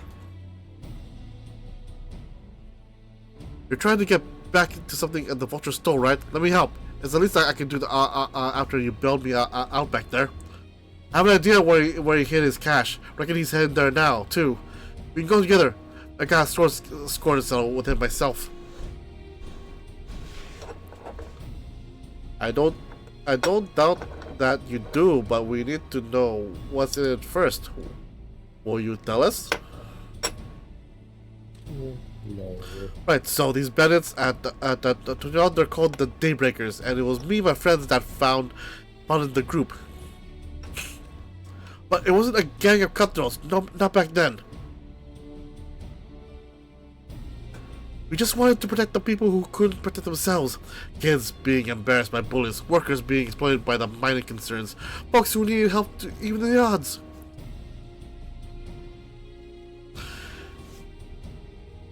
Aha! Flashback. That was 3 years ago. And whenever we found someone scheming in the shadows, we settled the matters the best way we know how. With a duel. I see. By the old laws, anyone who loses in a duel must be held to account for their crimes, even those in positions of authority. And we made damn sure they did. Every time. Before we knew it, our small band of friends commanded a force to be reckoned with.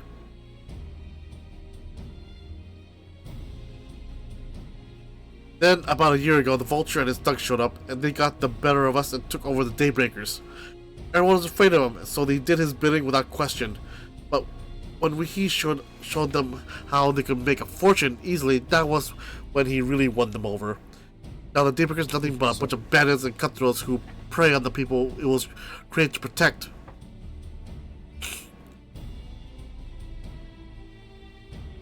I talked it over with my friends, Nakelka and Linway, and we agreed that the only way to stop him was to challenge him to a duel.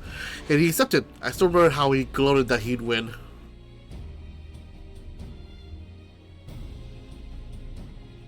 But when the day came, he showed up with the Dust Watch and had my friends arrested on the charges of robbery. As if that wasn't enough, he set their bail at a price no one could ever hope to pay. With them locked away, there was no one left to help me. None of my old friends from the Daybreakers, and certainly not the Dust Watch.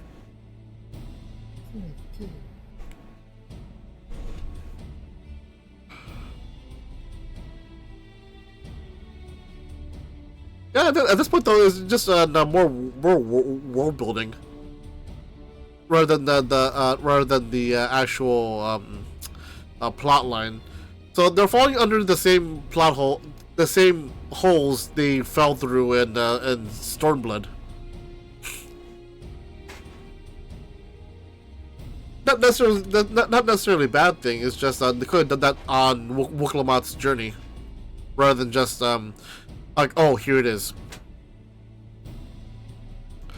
And that's why you were ready to challenge him in the middle of town. I was until that guy with the spear stopped me. No sooner had I stepped out of town than the Vulture's minions caught me by surprise. They took me prisoner, and then, well, you know the rest. You said... No, explain it to us, please. Wait, what? Oh, he was like, and then you guys know the rest, and it's like, no, explain it to us, please. You said... be a dick to him the whole time. You said the Dust Watch would be of no help. Are they all working for the Vulture, then?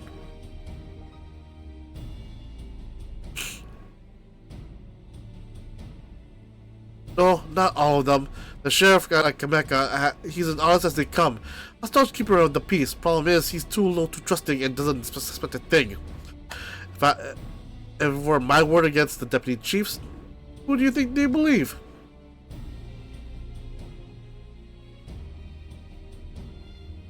Well, if he knows where his Vulture keeps his spoils, perhaps he can help us recover Namika's bracelet. What do you think?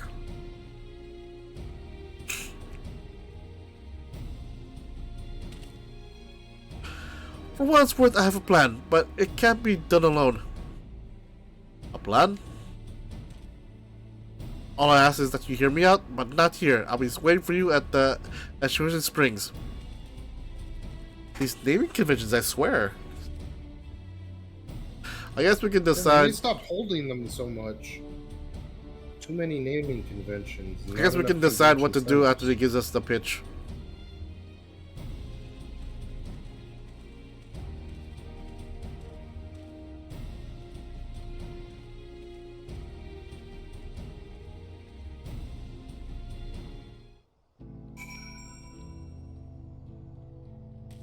Ah!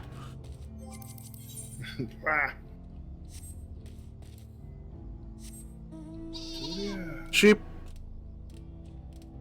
Can we get a different mount?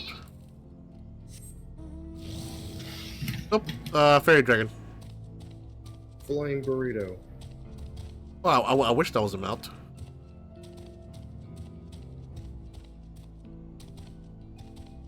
The pillar that what's his face threw from Dragon Ball. General Tao or whatever his name. Mercenary Tao, not General Tao. General Tao's a chicken thing, I think.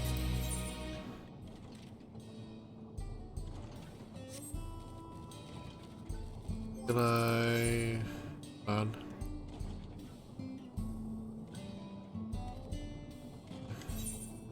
Yep. What?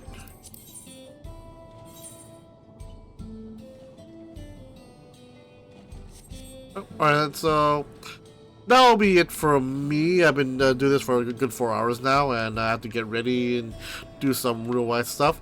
I'll try and stream more of this story because I do want to finish it as soon as I can. And with that, you can, Edward, where can we find you? Twitch.tv/EmeraldTusk and on Twitter @EmeraldTusk. I don't really do much of anything, so chances are you won't see me do a lot of things for a while at least. So until I get my computer back up and running. Oh, okay. Well, anyway, you can find me here at twitch.tv/KetchUpSakura. Find me on YouTube under KetchUpSakura. Find me on Twitter under Kitchen_Asakura. And hopefully I can get my Blue Sky account up and running. I wish to hopefully start announcing stuff from there to Blue Sky instead of using the Twitter. And with that, also, if you'd like to support my channel and all my endeavors, go ahead and click on my mask. It'll help me so very, very much. And like the channel when I do, go ahead and please give me a follow. I'm only 6 away from my goal. And with that, and also, I'm also saving up to upgrade my computer. I have like a set amount already saved up. But if you wish to expedite that process, you can. But remember to take care of yourself first. And with that, I'll bid you guys adieu. I'll see you guys next time. Bye-bye.